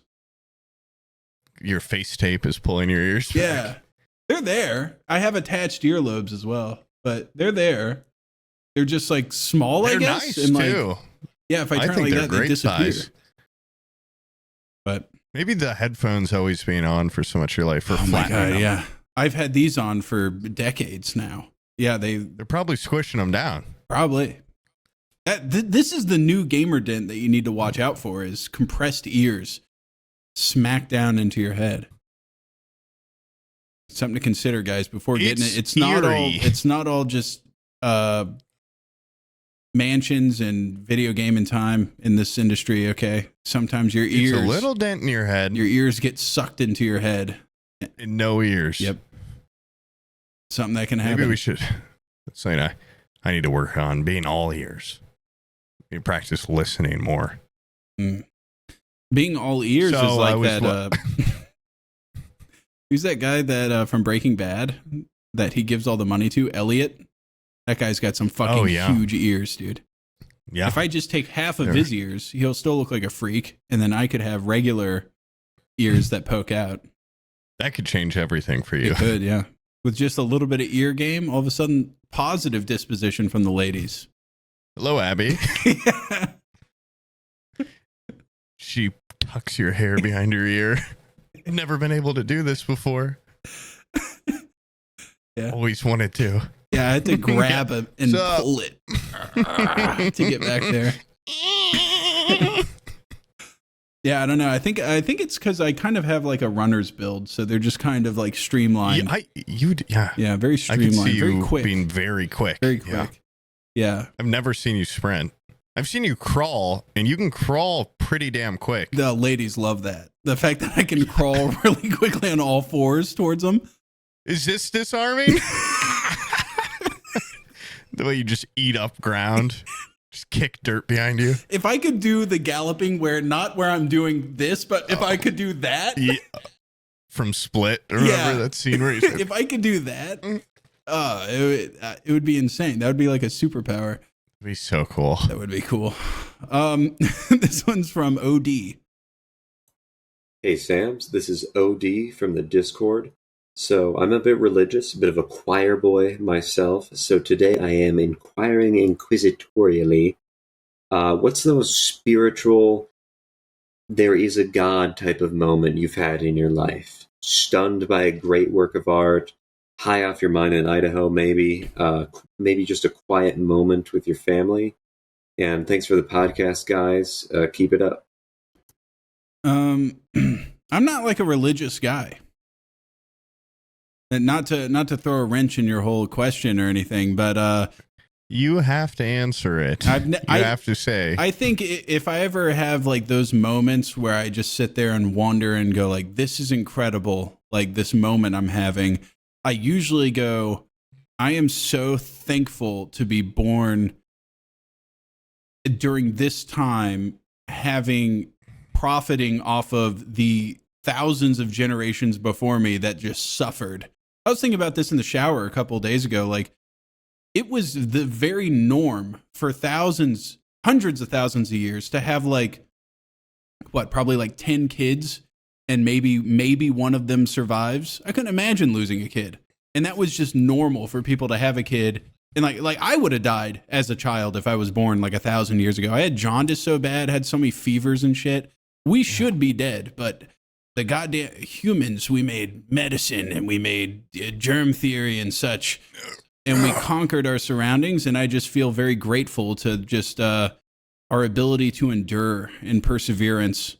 But I've never at any point sat down and said, God chose me or whatever. Because you do, at the same time, you do see people just like living through the worst shit in the world. And I go, there's no way God's giving me nothing when he's ignoring that guy, you know? Yeah. I'll answer seriously. When I looked at my family photo album and my grandfather wasn't a damn fish, that's when I knew. But I don't know. One time I saw like an eagle like grab a fish out of the water.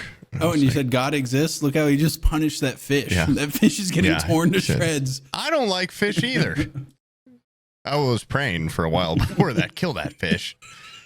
Kill that fucking fish. I ate that fucker. And then a big old eagle, a harpy, came through the heavens. They're not. There was a squirrel on its back with a little bow. I thought that was pretty cool. Do you have any I'm not very in touch with even spiritualness. Now, probably the most spiritual thing I own, I'll burn some sage when I move in that new house. Yeah. Mainly to appease my mom. But I don't really have any, sometimes I'll take in like a really deep breath. It's kind of like mindful. Mm-hmm. Sometimes I'll just sit out in nature, just kind of like space out. I like trees. I like bugs. There's an orb weaver in my backyard right now. I go out there and check on what kind of bugs it captured recently. That's pretty cool. Got a big one. Got a cicada the other day, so that was cool. That's a feast, dude, for a bug of that size. For a spider that's probably the most heavenly. That's gluttonous. Yeah, it's the most heavenly thing you've seen. Well, probably. And the crazy thing was the cicada, dead center of the web, arms fully outstretched.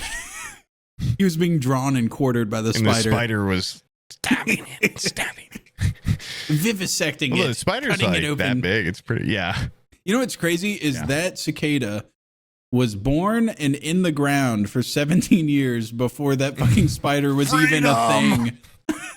And then then the orb weaver's born, probably lives like 2 years maybe, builds his little nest, the thing comes out of the ground. I've been in the ground for 17 years. Now is my time. Immediately flies. Shall inherit the earth. Immediately flies into the web. Yeah. heaven bound. Dude, that's like a caveman catching a woolly mammoth, having just that much cicada meat all to yourself. It's got to be. I mean, and then I was scared because there's a big storm, and it was just the spider on one string left. Shit, and it's already rebuilt the web. That's kind of industrious. Yeah, yeah, pretty nice.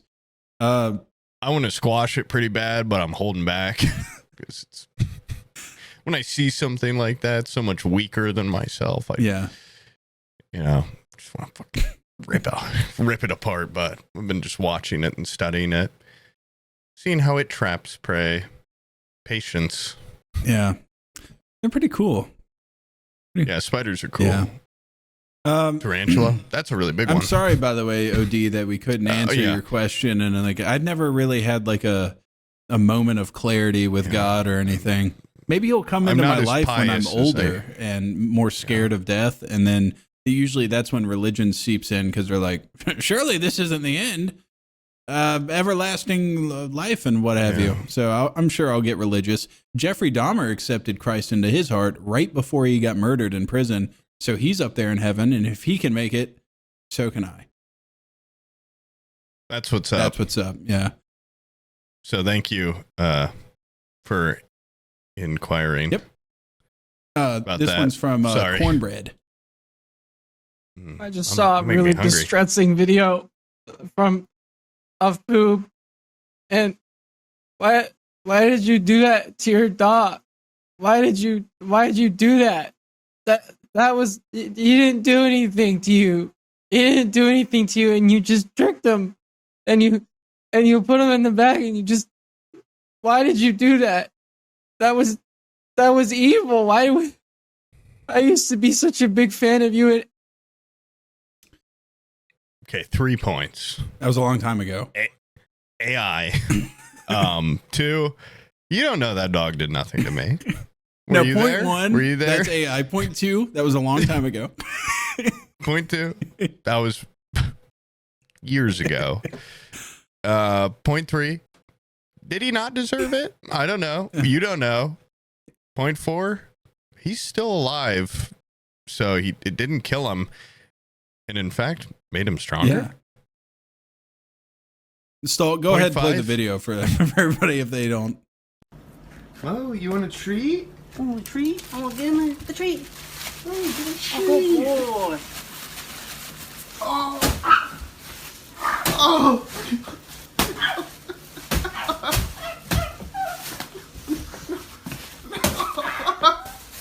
No. Point 5, smaller, weaker creature, and needed to be bent to my will. Simply put, it was needed to be put down a peg. Or down a couple. He's getting too uppity. Yeah. He was too trusting. And when you release an animal into the wild, you don't want them too used to humans, or else they can, be hunted and stuff. And don't you hate it when a dog expects a treat? Like, this should be a treat. This should be something unexpected. This should be an extra boon onto your day. Not like, oh, it's treat time. This is the time that I get one. I expect it. You think going into the bag merits a treat every time? No. Or is that what you're expected to do? It's my beast. And so I love that dog. And so on that day, he learned not every bag comes with a treat. Yeah. Sometimes not all that glistens is gold. Sometimes it comes with a swift trip down the staircase. Yeah. Yep. He didn't bark or anything. Like, he was actually a really good dog. But now my old roommate has him, and he's to my knowledge, not been thrown in any more bags, down any more stairs, so he's living a good retirement. That's good. That's good. Yeah. You can teach a dog a trick once, and he'll learn it forever. Teach a man to fish. He'll fish forever or something. Give him a fish. Give a dog a treat. He'll be good once. Put the fear of God in a dog. He'll be good forever. This one's from Dexter. What's up, Sam's? This is totally my first submission. I haven't submitted a previous inquiry. But if you guys were serial killers, like Dexter Morgan with some sort of code? What kind of people would you kill? And what kind of weapon would you use? Oh. Bullet with a hammer, and I'd kill women. No. I'd kill... No. People that have turned off autopay, most likely. I'd have a certain code that I followed. Or people that are bothersome to me. Yeah. People in my grudge log, I'd kill people that that deserve my wrath. I would just put big concrete barriers in front of where drunk drivers are going. And just... Oh, that's a good one, yeah. I think there's nothing more cowardly than a drunk driver. In front of where they're going, probably the road, so I'll just put them up on the road. I'm just going to barricade the road. If you're sober, you'll see this coming. That painted tunnel is clearly a painting. You'll notice that if you're sober. If you're drunk, you might be fooled. Yeah, and I would just find different ways of getting people that are drunk drivers, just because you see, like, in the news all the time, like, family of 4 killed by drunk driver not even harmed. It's like, yeah, he's perfectly fine. Nothing worse than that for now. Although, on the other side of it is, you get a couple beers, you sometimes you sit back and go, man, I wish I could roll around town in my car. Seems like a fun thing to do with a couple beers in you. But on the inside, that's the wrong thing to do. But I understand why people did it for so long. Right. And then you don't even drive sober. No, but I forgot you bought a van. Yeah, I don't like driving sober, but driving drunk, it seems like it would be a fun time. I understand it, but doing it is a completely different.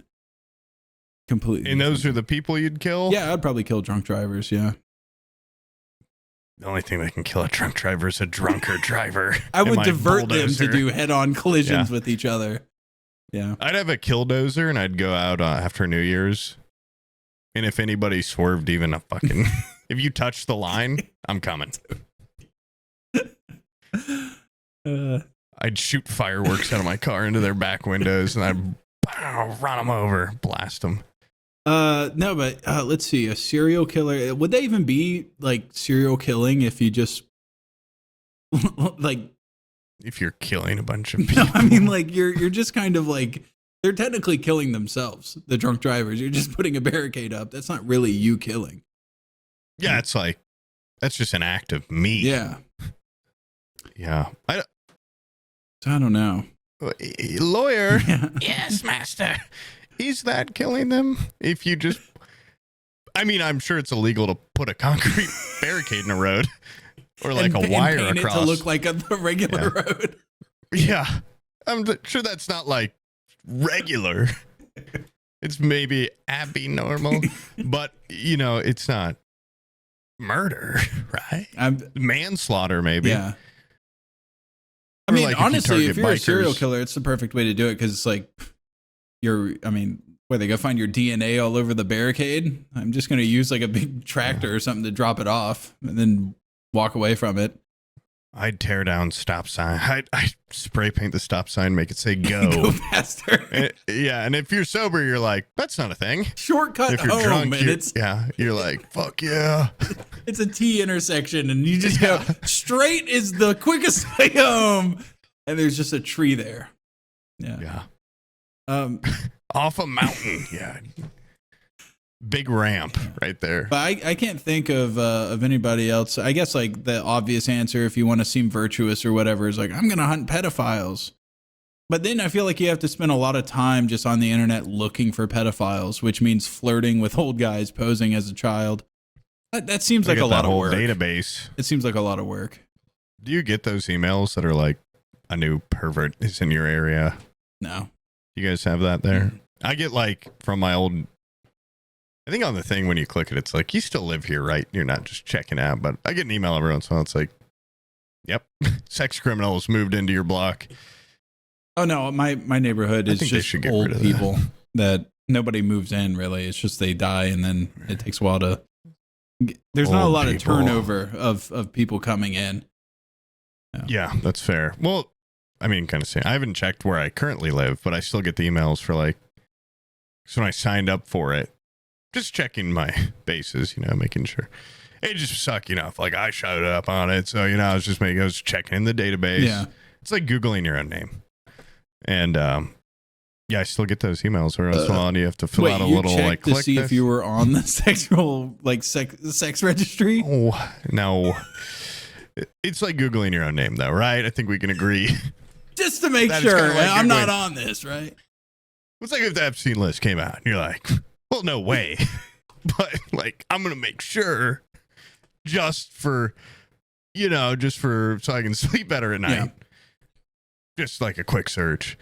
I put in my address. Does a sex pest live here? It went Inconclusive. Okay, well. Yeah. Suspected but inconclusive. Not bad. So they're on to me. No. Yeah. So I'd kill like serial killers. Oh yeah. I'd kill serial killers. I think Dexter had it right. Oh yeah, that's like the entire premise of the show is he kills other serial killers. Yeah. He channels his dark past. And I've seen so much Dexter on TikTok. I've never watched an episode, but all my friends on Discord are watching it now, and the new one or the new old ones. And Peter Dinklage is in it, and I'm like, is he a killer? Like, imagine being killed by Peter Dinklage. Well, that would be so sad. He's from the TikToks that I constantly get. I think I watched one like Dokes edit, and now my TikTok's like, this guy fucking loves Dexter.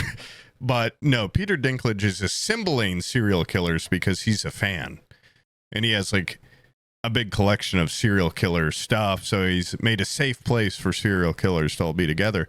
Now Dexter's assumed the identity of a serial killer because in their world they think the Bay Harbor Butcher was Dokes. Yeah, and so he's infiltrated, and now he's killing all these serial killers conveniently gathered. Do you think Peter Dinklage in that universe would hire or would bring in a serial killer that only targets midgets, or do you think he would be like, you know what? You stay out of the group. Yeah, I think it'd be kind of a like, well, I like bears, so I'm not going to climb in the exhibit at the zoo. Like, I'm not going to invite you into my house. Big fan of your work, Fascinating. just not your victims. Yeah. You are pretty interesting, the psychology of what's going on, but not going to bring you in to my home. Yeah. I wouldn't even invite a serial killer that just killed like people into my house. I'm one of those. That could be me. I'd have to be like someone that targets like children or something. old women. Yeah, old women. Well, welcome to my home. Do you want some tea or something? Tea? That's like an old woman thing. Fuck. Would you like to see my Calico Critter collection? I mean, my football cards? I'd act like the most non-old woman ever. These aren't antiques. These are new stuff from the store. I got these from Bass Pro Shop. Got all this from Bass Pro Shop. I don't have a vintage kettle. Nah. My pink fridge? Nah. That was my grandfather's. This one's from Aiden. Hey,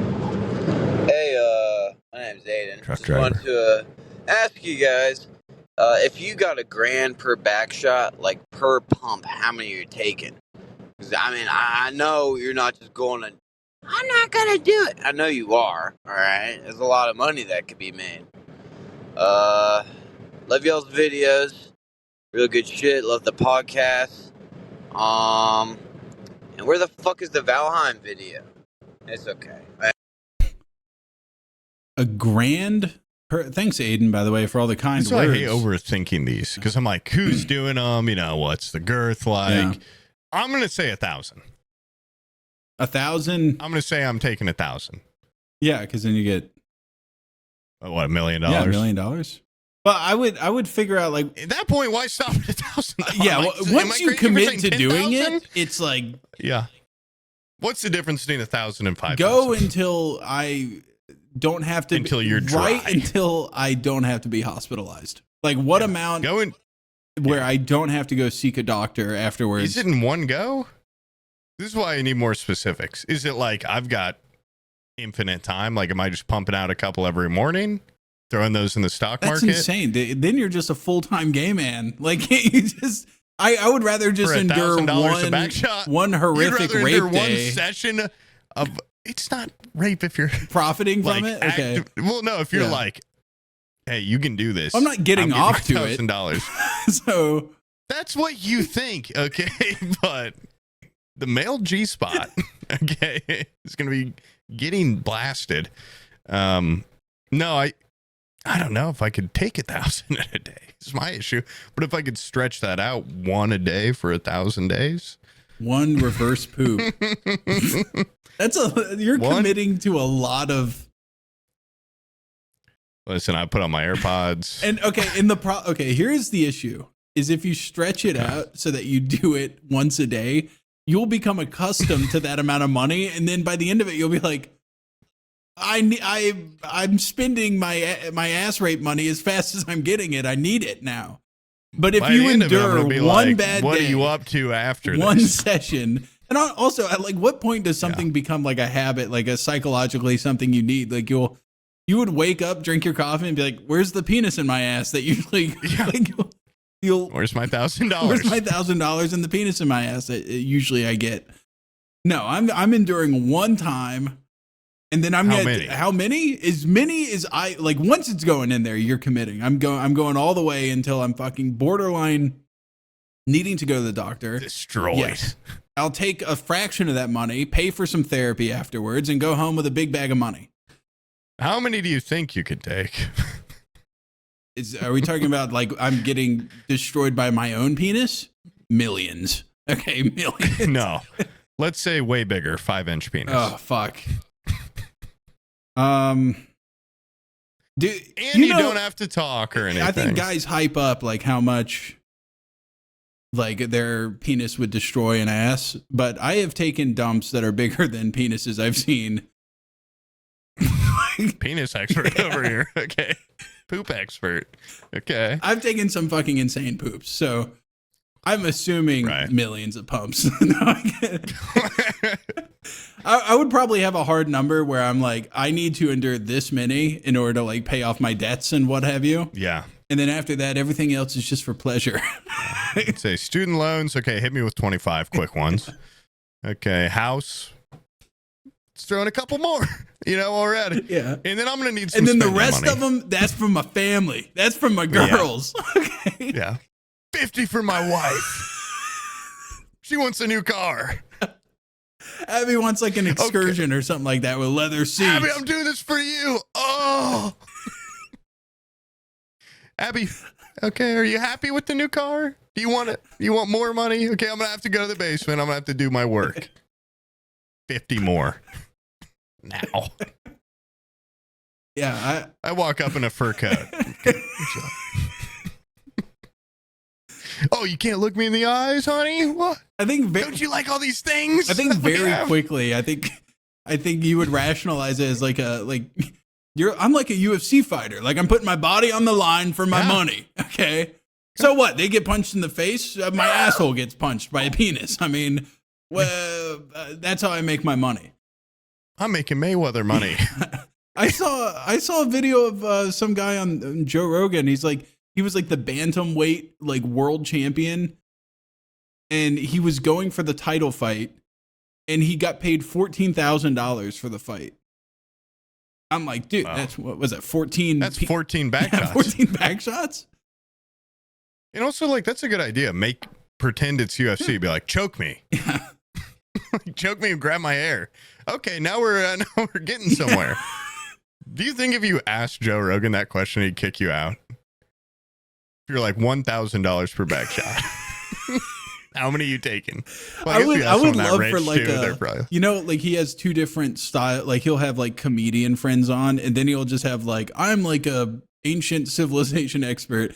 I want the ancient civilization expert to bring that question in. Someone that he isn't expecting that question from. And I want Neil deGrasse Tyson to ask him that. Alien back shot. 1,000 per alien. No, for him, you'd have to be like, okay, $1 million per alien back shot. How many are you taking? And you'd be like, fuck. I never thought about that. 100. 100 quick ones. Yeah. I'd say probably 1,000. I'm gonna guess. No, because a million's not enough. I'm gonna need. I don't know. Here's another layer to the question. I'm sorry, guys, if this is getting too lewd for you. You guys answer it in the comments. Yeah, you guys answer right now. How many are you taking? But would you want it to be soft and sensual, or would you rather you just get, because if they're doing a slow pace, it takes you fucking forever and you're enduring penis and ass for a much longer period of time. Or would you want them to just absolutely go insano on your ass and you get like $10,000 in 5 seconds? I'd like I'd probably put on a playlist and say, follow the BPM of this. Instantly, I'm a B, Black Eyed Peas. Then boom, boom, pow. I'm gonna put on a breakcore playlist. I'm gonna put on some Skrillex, and you follow the beat to this. Keep up.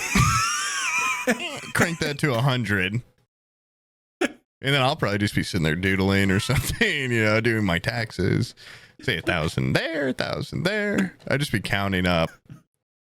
Yeah. Yeah. But thanks for that. Great question. Yeah, great question, dude. This one's from Liv. Just want you guys to know that podcast has gotten me through some really tough times. I've been listening since day one, and when that Miss Vex episode came out right at the start of my transition, and it meant a lot to see my favorite YouTuber talk to a trans person like they were a person, and it means a lot to me to this very day, and I still listen more than half a decade later. Love you guys. Oh, that's nice. That's sweet. Yeah. That's heartwarming. Yeah, you want to hear my their favorite YouTubers, Miss Vex? Boom, roasted, kind of, but not really. No way. You want to hear my pro-trans argument?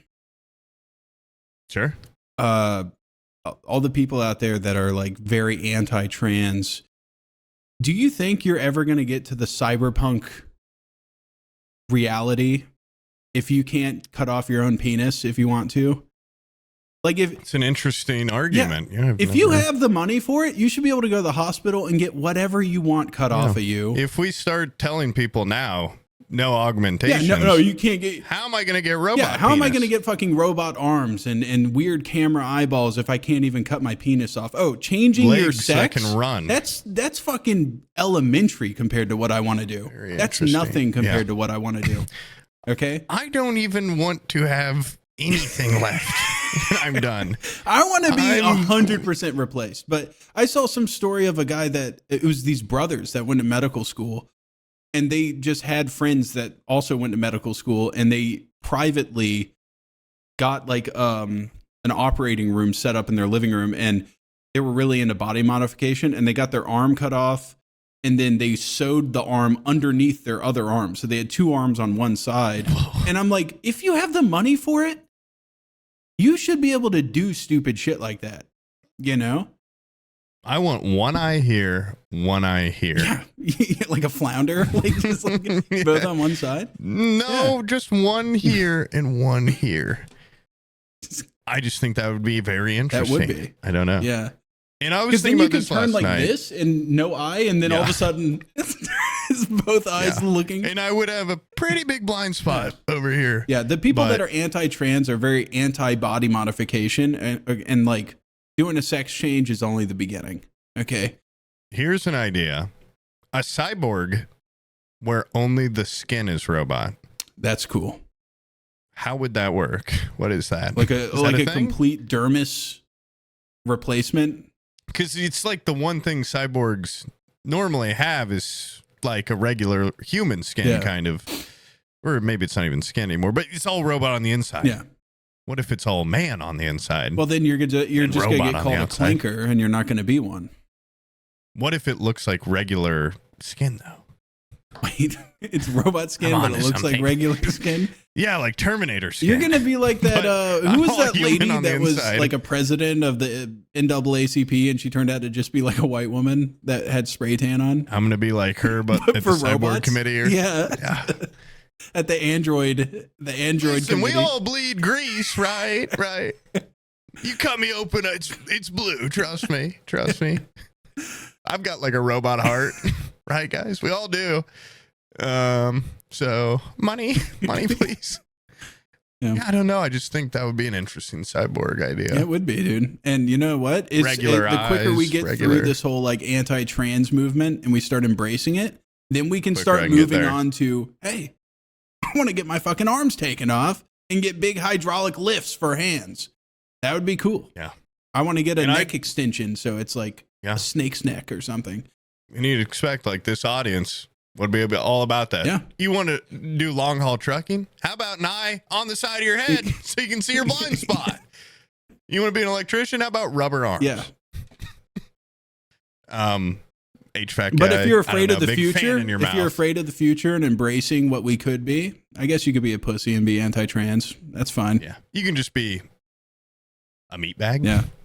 Oh, what? As God intended, happy, susceptible to all sorts of injuries, not able to cut a car in half with your karate chop. I guess, whatever. I'll see you from this angle, and I'll see you from this angle in the future. And you'll be looking at me dead on. Dude, if they ever come out with eye improvements, mechanical eye improvements, all over it. All over it. Yeah. Yeah. That would be so sweet. I get big old bright baby blues. I would get these, the whole socket cut out, and I'd get those chameleon eyes where they kind of stick out in cones and then they can go like point in different directions. Yeah. Holy X-ray eyes so I can perv out. Oh, perving so hard. Oh. Yeah. You think I scare women now? Wait until I got the Pervo 9000s on. Yeah. They turn into some like hypnotic symbols. Infrared, go. I'd be checking heat signatures on dudes' penises. Looks a little cold. Yeah. Pretty small heat signature down there, buddy. Yeah. Predator vision, go. Yeah. Yeah. It's a lot of options. I don't even have a tattoo. Yeah. I probably wouldn't get immediate robot enhancements, but I could. Yeah. Should be my option. Yeah. So basically, Liv, what I'm saying here is that my embracing of you is not out of empathy. It's just out of selfish future needs of my robotic self. Yeah. It's so that I can join the robot empire. I'm simply a man that's seeking to stand on your shoulders so that I may, modify myself further. I am a man of crude science. I would like to become more. Yeah. Yeah. I want to see in two different directions. Alrighty. Let's see. This one's from Bizzle Snaff. Oh.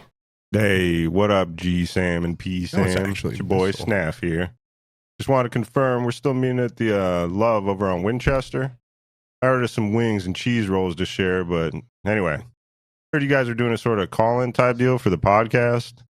Sure, you've already been bombarded with all kinds of thought-provoking, gray matter wrinkling comments, so instead I've opted for something else. 30 seconds, hold up. I'll call you right back.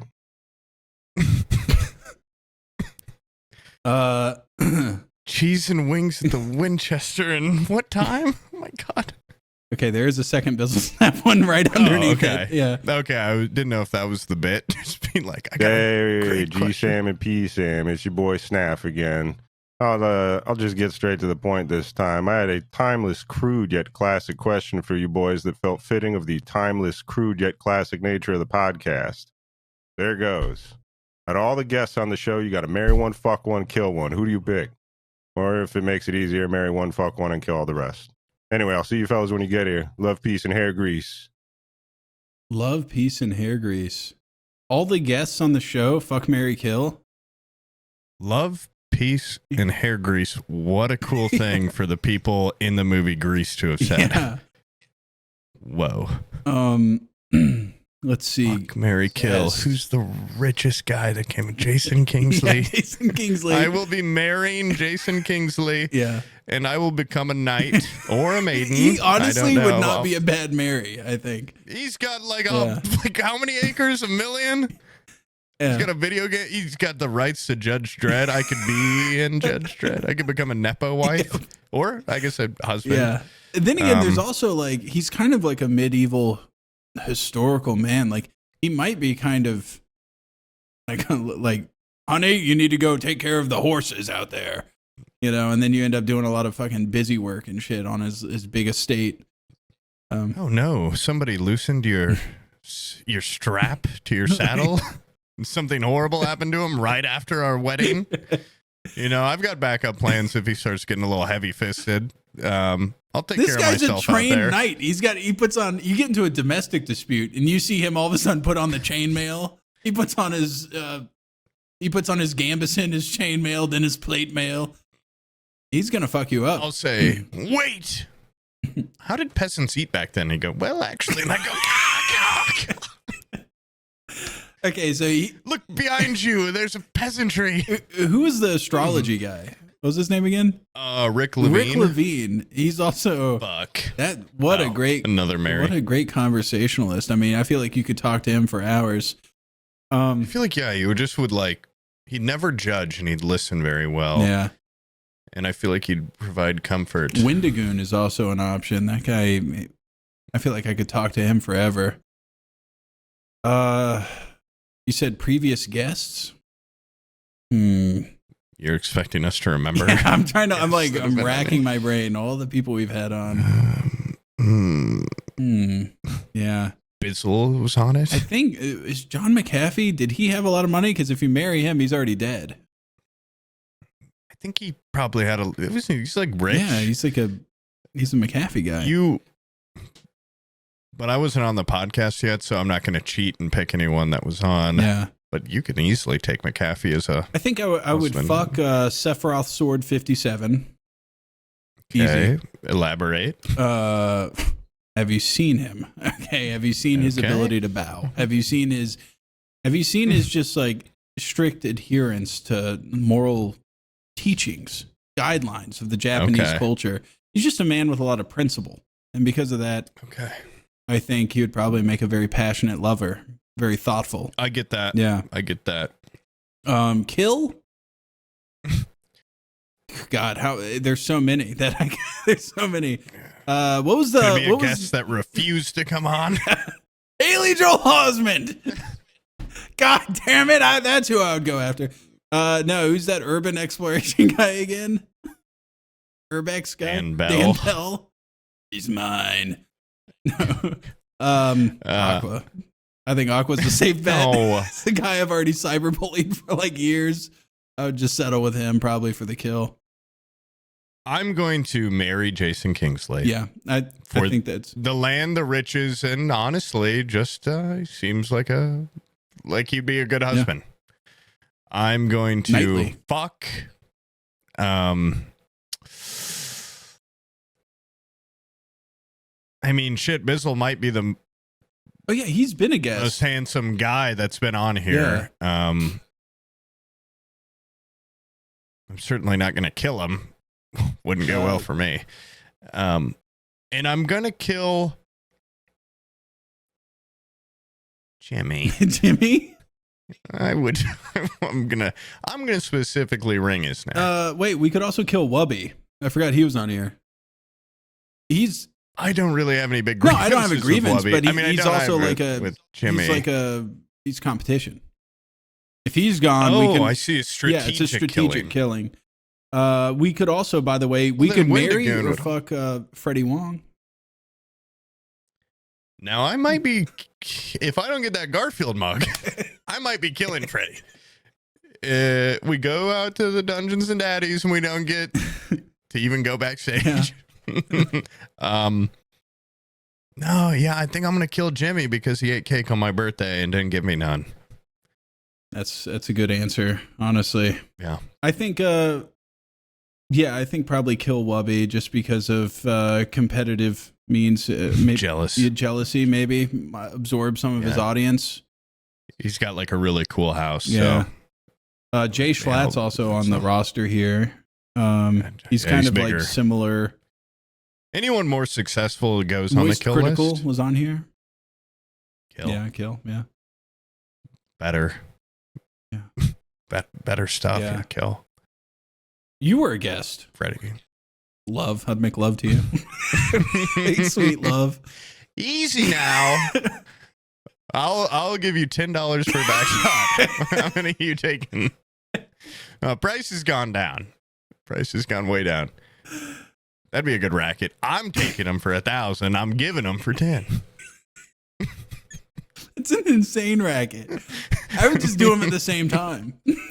You just talk myself out of me being as much of a victim and more of me going like, how many people get to experience this? Yeah. $990. $990. Not bad. Not bad. Not a bad racket. And now I'm also in control. A lot of talk about back shots this episode. Yeah. And banging dudes. They're giving us no. Yeah, these are your prompts, guys. They want me to These ask are your it. prompts. They want us to talk about it. Yeah. I think Bizzle being a guest, he probably put that question in hoping that we would say we want to fuck him, and then he's going to listen back. It's really like one of the better options on the I think he knows, list. and so that's why. Yeah. Any guests that are located in California that you would want to fuck, go ahead and... Anyone with washboard abs that you want to bang? I mentioned earlier that he's coming into town for something merch related. I'm flying him in so we can model my merchandise for my store. Because I figured if all the merchandise shots are me wearing it, people often look at a catalog and go like, oh, if I wear that, I'll look like that person. Nobody wants to look like me wearing my merchandise. Yeah. So I hire the handsomest guy I know. You should do one. Yeah. Like the most expensive thing. Yeah. This one's from Carly Bagels. Hey, what's up, guys? It's me, Sam. Just kidding. My name's not Sam. Longtime listener, first time caller. This question is dedicated to Mr. Poob. What is your most prized possession in your collection, and where do you keep it? So when I break into your house, I know where to look. Thanks, guys.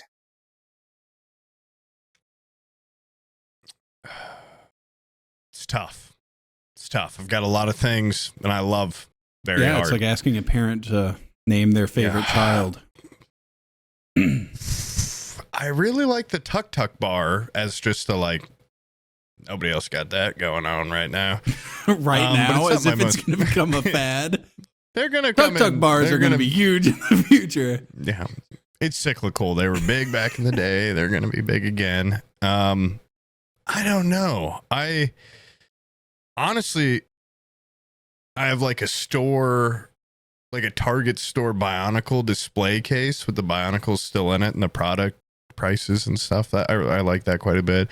My pipes from my Laotian pipes are up there because they're just so old. Pip is, not top, but he's up there. You don't. You don't own Pip. He's not part of your collection. Okay. I'm just a steward. Yes. You live with Pip. I have a lithograph of, it's like Dante's Inferno from like 1950 or something. That's cool. Like probably one of my favorite art pieces I have. Super tall, right? And those are all, yeah. Well, it's not super tall. It's like, it's a square. Oh, is it? Okay. Maybe you don't know what I'm talking about, but if you look into all the details, there's like bodies melding into the trees and stuff. It's hell. I have a lot of art I really like. If you were to rob me, it wouldn't be that hard. I'm just going to tell you up front. I feel like you could remove an entire carload of shit and he wouldn't know for probably a week. Yeah. What is going on here? I've packed like 20 boxes and I walk around my house and it looks the same. Like, I don't even know what's changed. Yeah, you're screwed. So, if you were moving states, it would be over for you. You would have to. Yeah, it would be really bad. You would have to get like a train or something to just bring car after car. I'd have to get like a little hat and I'd have to get a whistle. It'd be a whole fucking thing. Overalls. So if you were going to rob me, I'd suggest, I'm sure there's got to be easy ways to break into garages. I'd break into my garage and just take some of the boxes I have packed. And they're like mystery box. Like, I don't know what's in them. You don't either. You can get some good stuff. It could be nothing. It could be junk. Could have a hot toy in it. It could be like You'd a lot of stuff. You'd probably be pretty thankful too. Just like less stuff to move. Yeah. Oh, thank God. Oh my God, it's all gone. It's all gone. I can start anew. Yeah. Yeah. Yeah. Honestly, I don't think it'd be a bad idea for me to sell a lot of things and just kind I of. think if you had a house fire that like wiped out half of your stuff, you would fret, and then the insurance check would come in, and you'd be like, I get to like, I get to buy more. Actually, I think I'm a minimalist now. That's awesome. I can buy a couch and a king size bed. I don't need frivolous things. Yeah. This one's probably one of those things. This one's from Will. Hello, Sams. This is about the 15th attempt recording this because I always flub my words. But just a deep question for you. If it wasn't for your semi-famous internet personality where you get poor saps like us to send you money each month, where do you think you'd be in life? What do you think you'd be doing? Also, how do you get your forehead so shiny? Asking for a friend. Me and we were doing something, like it was some night where it wasn't International Cheese and Wine Night. It was some day where we just all had our cameras on Discord, and Brian said, I have the skin of like Woody from Toy Story. Like it's just like very like shiny, and it's like it looks like a hot dog casing or something. Like it's like cyborg with only robot skin. With plastic skin. Plastic shiny skin. I think you just have to be born with it. I think it's not Maybelline and born with it. I don't. Maybe like you should use like a toner or something. Nah. Right. You know, I was Maybe thinking of like me and Abby were talking about like we just got our hairs did, and the lady was like, "Do you want like a bunch of product and stuff?" And I was like whatever, just keeps it out of just being like super frizzy, and I was like, I don't see how. I get the allure of like trying to look better, but especially from the female perspective, I couldn't imagine putting on makeup and then going outside in like 95-degree heat. Like it just doesn't seem like something that's attainable or even fucking worth it. Like, is it worth looking good to be that uncomfortable outside? Because I put the bare minimum in, and I go outside and it's fucking and you brutal. look great. It's brutal out there. Yeah. So I couldn't imagine trying to like do all this shit and then go out. But the new haircut looks good. You kind of that little swoosh. Is anyone else getting Clark Kent vibes? Because I am. Yeah, she honestly just cut a bunch off the back. It looks clean. Thanks. I need one soon. It's getting long again. Yeah. I think the big difference, but besides just your hair being an incredible different higher tier quality of hair, texture, amount, color, the whole gambit. Mine, when it gets long in the back, I spend so much time with my head on my headrest. When I get up, it's just like a flat board of hair back there. Yeah. I have gamer back, so I don't even ever touch my. You don't I touch even the back have of your headrest. chair? That's insane. Almost never. Oh, God. I heard something pop a little. I'll sit, like I try not to while I'm doing a podcast because it makes me relax more and then I'm not as sharp in the mind. But I do like a constant lean back while I'm editing, and I'll just be like this for like 8 hours. That's awesome. I'm like kind of fent leaning, like at all times. I'm just like it's not even so much like hunched. It's just like leaned in, you know. Hey, here's a cool stream idea. To lean in. I think it would be a good stream to we go to a place where they're fent leaning, and I try to blend in. No, you just go there and like while they're fent leaning completely out of it, you just lav mic them without them knowing. You go over there, clip one onto them, and then you just stand across the street and film them. And I just want to see a fent leaning stream. Like, what do they get up to after they're done leaning? Do they just walk away and go home? Do they snap out of it and be like, well, time to clock in. Off to the factory for my shift. Howdy, I'm coming home. Yeah, I don't know. I bet they go, well, shit, I want some more.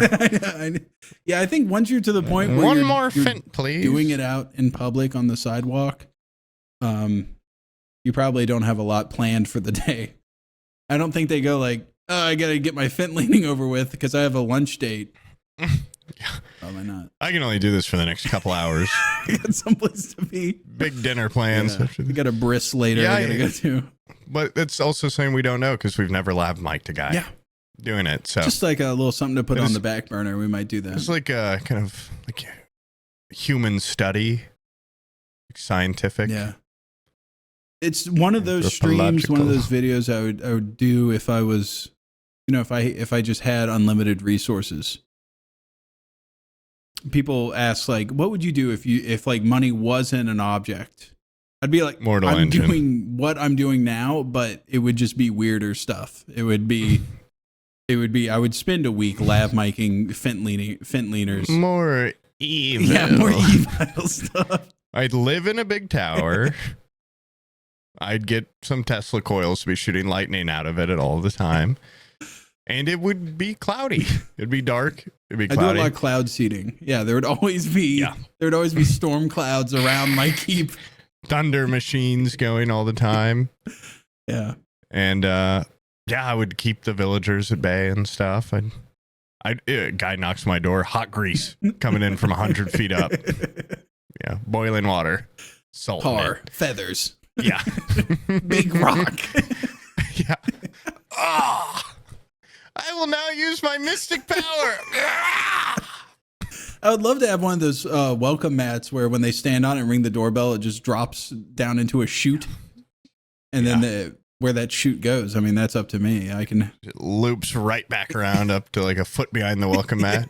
But they're just like... They're turned 180 degrees. Yeah, that's it. Yeah. It just turns them around. Drops them down, shakes them around a little bit and spins them around, puts them back up. Yeah. Go on. Read the sign, asshole. No solicitors. I don't even remember what the question was. That's like stand your ground, like law. Like you should be able to, if a guy comes on your property, you should be able to shake him up a little bit, turn him around, as send long him as on there's his no way. Bodily harm. Yeah. Yeah, like he's not getting hurt. No. He's just being scared. You can scare people. We've talked about that so much, I think, like scaring where the line becomes illegal. Yeah, like that lady in her car earlier. Like I should be able to scare her. That's legal. Yeah, that's legal. And if it's on your property, you can scare, so as long as you don't hurt them, you can scare the shit out of them. Yeah. Press the doorbell and the button goes in and their whole hand gets grabbed and I'm on the other side. Dude, a doorbell that's just a Chinese finger trap. Like they push it and it just holds on to their finger. That would be good. And then I say, up here, asshole. I drop a big rock, but it's foam. It's a foam block. But they're like, oh my God, my finger. I remember. And then a little saw pops out and go, cut your finger, be smashed. I remember watching some like medieval movie from like the 70s with my dad. And there was a siege scene where everybody was trying to, go up and over a castle wall. And like little peasants were on their ladders trying to climb the wall. And part of the production is they dropped a giant foam boulder over the edge. And it was still a boulder worth of foam. I see one of the guys on the ladder just eats a face full of it and falls backwards like 10 feet, hits the ground. And I'm like, that still hurt. Like I could, even if it's foam, that guy got hit by like a truck worth of foam. It was a lot. And in the fall. Yeah. But it was cinematic. It was cool. It was very cool. He sold it. He sold getting hit off a ladder by a big rock. And when he was on the ground, it looked like he was completely fucking knocked out, possibly dead. I can't move my legs. I can't move my legs. Good. Keep going. Not like those pussy stunt actors now, like the Harry Potter kid that got blown backwards and paralyzed for life. It was barely a slide. He didn't even get hit by a giant foam boulder, Yeah, back then you just throw a guy on a chariot. Yeah.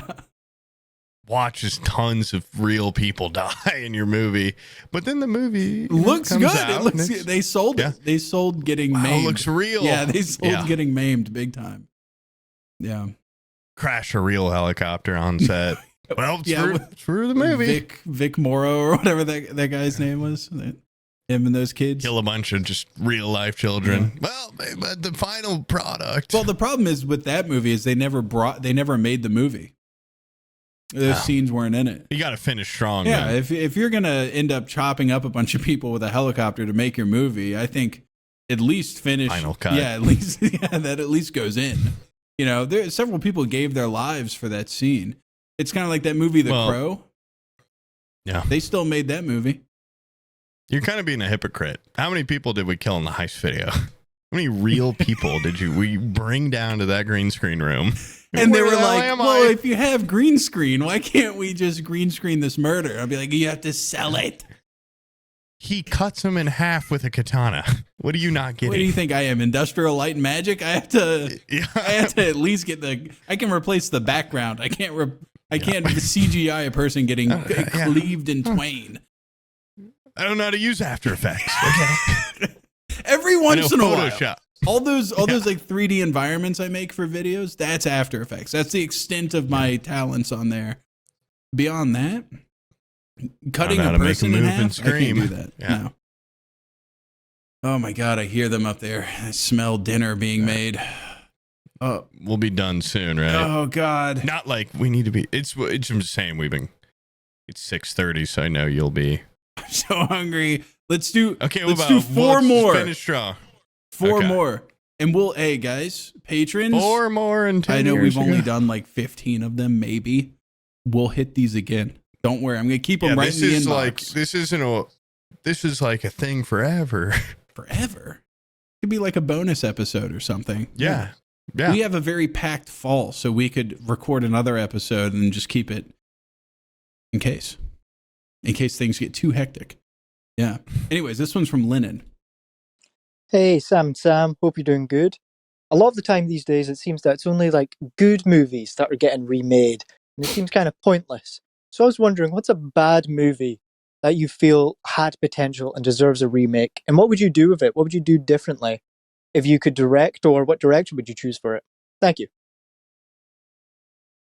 That is an awesome, very good question. It's thought-provoking. Yeah, it makes us think with our minds. And it's hurting me thinking. If you want me to go first, I can go first. Because I've said this before. It was years ago, probably 4 years ago, but I'm going to go through the entire spiel again. The Hitman franchise has had some horrific movies, completely horrible, and they dropped the ball by making Agent 47 the lead character. He's a fucking psycho with no personality. He cannot be the lead. Even in the games, they make Diana the main person that does exposition dumps and everything. His handler. They don't even make him talk a lot. You just kind of like navigate the world through him. I think if they did a Hitman movie to make it an actual good movie, he should be like Javier Bardem from No Country for Old Men. He should be this like figure that you're only seeing the aftermath, or I guess the fallout from his actions. What if you have like a movie where it's from the perspective of a person getting assassinated by him or something of that nature? But he shouldn't be the main guy, I don't think. I think at the time I talked about that movie Smokin' Aces. There was a little like a weird Ukrainian guy, I think, that was a hitman, and he would grab someone. He would kill them. Oh, before he would kill them, he would make them record a voice line over and over again into a tape recorder, and then he would kill them. Then he would make a latex mold of their face. He would put on their face, and then he would listen to the tape recording and try to emulate their voice as much as possible.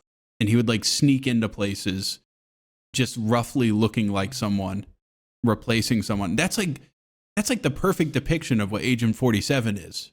I think that's like the best on-screen portrayal of an Agent 47 type is in Smokin' Aces, and you barely see the guy. He's great. I think the introduction to his character, he is a homeless guy in a wheelchair, and then he's like cruising by, and as he passes by someone, he stands up and just guns them down, tears off his mask, jumps on the back of a garbage truck that's passing by, and gets whisked away into the sunset. Like he's just a much better portrayal of the character. They try to always humanize a character. I think producers are always like, oh, the audience needs to relate. So he needs to have a love interest, or he needs to have a moment where he softens his hard heart. No, he doesn't. He's like a psycho, dude. At no point should he be like, I'll save the girl because she needs help. What? He should kill the girl for money. In Blood Money, he has this fucking bird in a cage that he nurtures the entire movie. or the entire game. And in like the final cutscene, he suspects someone is outside of his apartment, and he reaches into the cage and snaps its neck so he can hear better because the bird is going chip, chip, chip, chip, chip.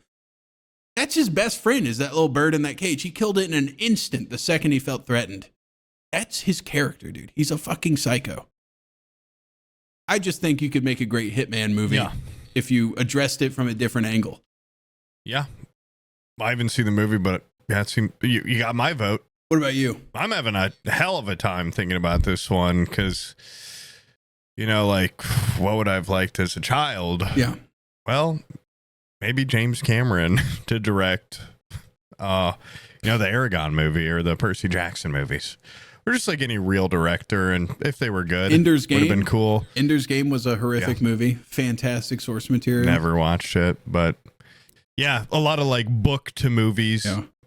Needed better shots, of course. Like video game movies, kind of historically are ass. Maybe Steven Spielberg did Phantom Menace. You know, maybe James Cameron, because he's hit or miss sometimes, but you know he'll commit. He'll make you feel like you're on an alien planet, which I'd really appreciate. Peter Jackson, Unlimited Time to do the Hobbit movies would have been cool. Maybe just one. Maybe it wasn't a trilogy. Maybe it was made when he was kind of on his hot streak. Would have been cool. I don't know. Yeah, I guess those would be mine. Undercover Brother 2 being made. I'd have liked that. The New Guy 2. If they could have made Employee of the Month and, you know, with like Dane Cook being a little less smug in it, I guess would have been cool. But kept Jessica Simpson. Yeah, those are mine. And I wouldn't direct him. I'd let James Cameron take the wheel. He's not my favorite director, but God damn it, he made Pandora feel alive. Yeah. For clarification, by the way, I wouldn't want to direct the movie. It would eat me alive if I was like, you know what, I'm going to do a better job than the bad one, and it was worse. I've heard directing is a horrific job, and I don't think I could do it. I'd be a producer that's given full control, like a director. I would. Now that would be a cool role to be in. Is just like I'm like the veto guy. Like you do your thing, you make the movie, but I'm there on set, and then I will only criticize. Yeah, I want to just be like offer solutions. Yeah, I just want to be there, kind of going like, don't do that. That's stupid. I'd like final approval and the power to be like, you got to redo everything until you get it right. Yeah. Until I love this fucking movie. Yeah. Like, I'm just going to be like, I don't know what's wrong, but no. Start over, new actors, new everything. Yeah. I think like back in the day, they used to do dailies where they would, everything that they shot in that day, they would send it off to the producing team or whatever, and then they would approve or deny them. And that's what I want. I want to be able to just have a screening room where I go, show me what you shot today. Ass. Yeah. I would be up in an emperor chair. I like the sexy blue aliens. Mm-hmm. I think the military guys should have buzz cuts. You know, I'd be, I would just have some really good ideas. Yeah. And they'd love to work with me. I want to be on-set diva. Yeah. Okay. That's what I want. Full control. And I'd like to be a Nepo baby. I think everybody hates Nepo babies because they're not one. I think everybody would love to be a Nepo baby. I'd say, oh, you don't like that? What's my last name again? Lucas? As in George Lucas? So I get the final say on how the Phantom Menace should be done this time. I would love to be able to go, racial. Do you know who my father is? Do you know? Yeah, if I could pull that at least once and then people go, oh shit, I forgot who your dad was. Like, it's sad when someone goes, do you know who my father is? And their father is a fucking nobody. But yeah, do you know who my father is? And it's like, my dad is like a complete badass that controls every. He's a cool guy and I love him. I'd be like, I don't give a shit. Oh, actually, my dad's a douchebag, but he's famous. And they're like, oh, hell. What a backwards fucking world we live in. Makes I me wonder sick. if Baron Trump's ever I want pulled that. do you know who my dad is? Do you think he's ever done that? He seems like the kind of kid that would.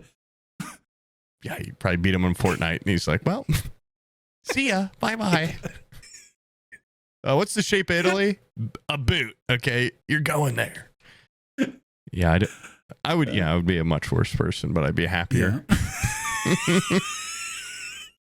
If I was the heir to Lucasfilm. Yeah, I do want to clarify when I'm saying I want to be a Nepo baby, I'm not saying this is going to make me a better person. And that's not something I'm aspiring to. I'm saying my life would rock a lot more and I would be a worse person in every way. I'd threaten a lot more and I'd back it up. I'd back up my threats. No, my daddy would. My daddy would back up my threats. My daddy loves me and he's got my back no matter what. I'm a horrible child. And I'd want to be an only child. No one else gets to pull the Nepo card on that specific parent but me. Dude, I'm sorry to go into this this direction, but I still think it's horrible, but it's also funny in a weird way. But you know how like Florida has this is for the audience. You know how Florida has the alligator Alcatraz? Poob told me Indianapolis is making, what's the name of it again? It's the Speedway Super Slammer? It's the Indianapolis Speedway Super Slammer Deportation Center. Absolutely. And I love how they took like camps instead of making them camps and deportation centers. They give them a little zesty name. They got merch. They're not building it new. They're putting it in existing prisons. So it's like better. Yeah, they got alligator Alcatraz merch already. That is Indiana and Florida. We're becoming closer. We're heading towards the future together. Yeah. We're pretty far down there in like education and like living we don't standards. Need that shit, dude. We got our Indianapolis Super Slammer Speedway merchandise. Dude, something's wrong with this state. Not just because of that. We won best roads on No, like you that didn't. thing that's like ranks every. Indiana was #1 for roads. Who We have voted on balls it? the size of cars. Indianapolis residents? Everyone in Indiana is like, you talk to anyone here, they're like, holy fuck, the roads will eat your car alive. Yeah. And they won. I'm like, where? Like Carmel? I don't know. Like, I've never seen a road that doesn't have a pothole in the city. And they won best roads. If that's the best roads, what is being like 5th bottom in education? Like, how fucking dumb are we? Because #1 roads are these roads. What does the worst roads look like? No roads? Like what? Mudslide roads. Yeah. It's just incredible. I mean, I don't know. Yeah, those roads were pretty rough, dude. I'm surprised you guys don't need to like change out your suspension the same way you need to change out like brakes and stuff. Every 5 years, get new springs. You remember like 5 months ago, and I was like, my car's going down. I got to get a new car. Really stretching it. My brakes are. Is anyone a mechanic in this viewership that tells me, what does it mean if it's getting really hard to press my brakes? Are my legs just getting weaker? Are my brakes seizing up or something? I just need to make it last a little longer after I buy a house. Then, give it a couple weeks. Get a new car. But I just am sticking off highways. But then I go on the main roads and I hit a pothole and I hear everything jumble around down there. I feel like can't be good. I feel like going on the interstate's the place you would want to go with brakes like that because you don't brake as much on the interstate. You know what? You're probably right. But in my head, I'm like, well, if I crash here, probably won't die. If I crash on the interstate, probably will die. Oh, yeah, that's true. Yeah. So I'm just kind of keeping it.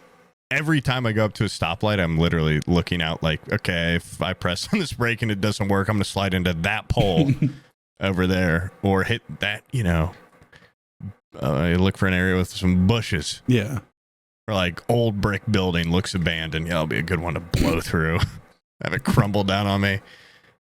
That'll be fine. It's just a car. What's the worst that can happen to a car? Is that like the sound of the toilet filling up? I can hear it. I don't like that you can hear that. Yeah, somebody just took a fucking stinker again. I'm just glad Tasha. You can't smell it. Hi, Sam and Poob. If you guys were getting chased by a bear and you had to sacrifice someone, who would you sacrifice and why is it Brian? I was actually going to say Brian while as soon as I was going to say you. As soon as the question popped up, I was going to say Brian. Well, why is it him? Because that's what happened, and he Idaho. loves wildlife and he wants a closer look, and I'm doing him a favor, because he's strong enough to fight it and have a real chance. Yeah. It's actually a compliment. I think he I could put think up a it's good fight. unfair to actually leave somebody that isn't good at combat to fight the bear. So I think someone He's like very hairy too, like a bear. Well, I think Brian isn't the choice. I think the rational choice would be someone like Bizzle, someone like Happy, someone that you're like, you stand a better chance than us. Yeah. You know, good luck, bear. I think it's unethical for you to leave me to fight the bear. I think this is kind of almost even in a way. Either that, or if you're with like a really old person, not too old. Like I think 34 is still pretty spry, but like an older person, I think at some point 37. I think at some point you need to go like, I've had my shot. I think you need to do a kill punch right to the spine. And then when they're falling backwards, knee them even more in the spine, fold them in half, and then pick them up like a lawn chair and throw them at the bear. Roll them down like you're aiming at the 8-pin, right down the hill, right at the bear.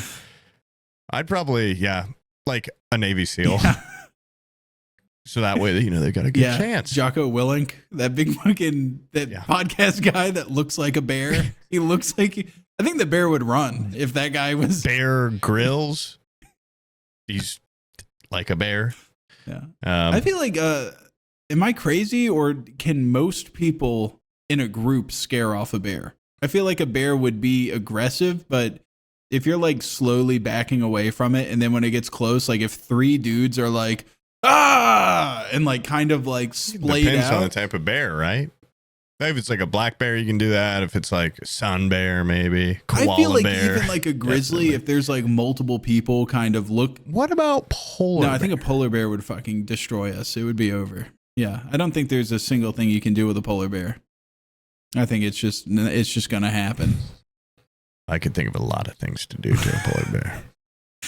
Have you seen that M80 up the mouth? Have you seen that famous video of I think it's a seal on like an ice float, and he's being recorded by like IMAX crew or something, and he's looking back at the camera, like side-eyeing the camera, and behind him a big fucking killer whale comes up, and its eyes looking directly at the seal.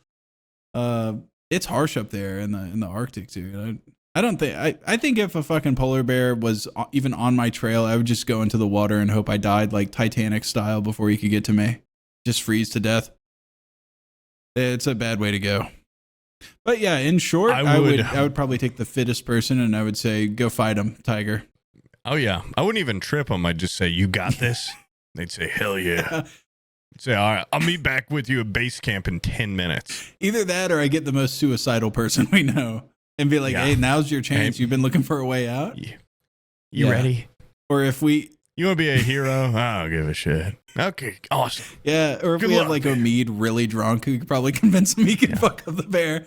I think he's been fucking talking shit about you. That bear's been talking big shit. Yeah. I mean, you ready to go kill that bear? Okay. Who? Who's been talking shit? That bear said he could beat you at Tarkov. Okay. Yeah, drunk Omid would be a great one. A guy fent leaning. Hold the line. Put him on a, when you put him on one of those little, I don't even know what they're called. The little scooters that you lean on. We've talked about them so many times. Hoverboards. Hoverboard. Put a guy fent leaning on a hoverboard. Chase. I would love to just have a podcast guest where it's a regular episode, but our guest is just fent leaning. Like he's just a guy that's just fent leaning, doesn't talk once. No, we just talked about that like 10 minutes ago. You wanted to put a lav mic on a guy. Yeah, but that was more of documentary style. Like we're just, This is like guy on the podcast. Just another set with another mic, and he's just fent leaning. I have to have somebody else set up the OBS and shit. You just wheel the desk up to him on the sidewalk. Yeah. Green screen backdrop, put him in an office. You are now live. What? Oh, yeah. Oh. Hey, man, how many back shots are you taking for $1,000? Million. Okay. Cool. Dude, I'm dying here. Abby said she was making fresh biscuits for dinner. She's making fresh biscuits from scratch. We're having breakfast for dinner. I want a biscuit. Okay, I'm just sitting here doing the podcast. You're in control. I need to go. I want to go so bad. Okay. Well, you're released whenever you want. You tell me when to leave. It's been normally. 3 hours. I need to go. I'm not arguing with you. Okay, do you want to do like an outro, like 20-minute outro? I need sustenance. We went out we went to a lunch plate. We were gonna have a nice lunch date before our haircuts. We had an hour and a half to find lunch, so we went to a sushi place, closed for like a week for some reason. Then we went next door to another place that was like a street taco place that's really great, closed. No explanation as to why. Said it was open on Google. Then we had to go. We just looked across the street. There's a place that was like, it was basically Chipotle if you stand in a line and just make a shitty salad. And so I had a bowl of salad. It was a Caesar, the worst. Who the fuck offers a Caesar salad at a restaurant with no cracked pepper, like no like freshly ground pepper?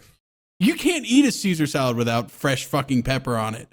It was the worst meal I've ever had. I had to pay money for that. And I got a liquid death. That was like the only drink they had. Liquid shit, more like it. It's not even carbonated. I'm pissed and I'm hungry. And my wife's made fresh biscuits upstairs. Did this happen today? This happened hours ago. I'm running on empty. All right. I didn't know what you were talking about, but yeah, okay. Well, thanks guys for calling in and tuning in. And I'm so sorry we only got through like 20 of them. We'll do more next time. I swear to God. All right. Yeah, and thanks to all the welders and electricians. Yeah, HVAC you guys truckers. really are holding together America, and I'm sorry if I pissed you off in any way. Carpenters. Yeah. Anyways, thanks guys. Love you. Bye.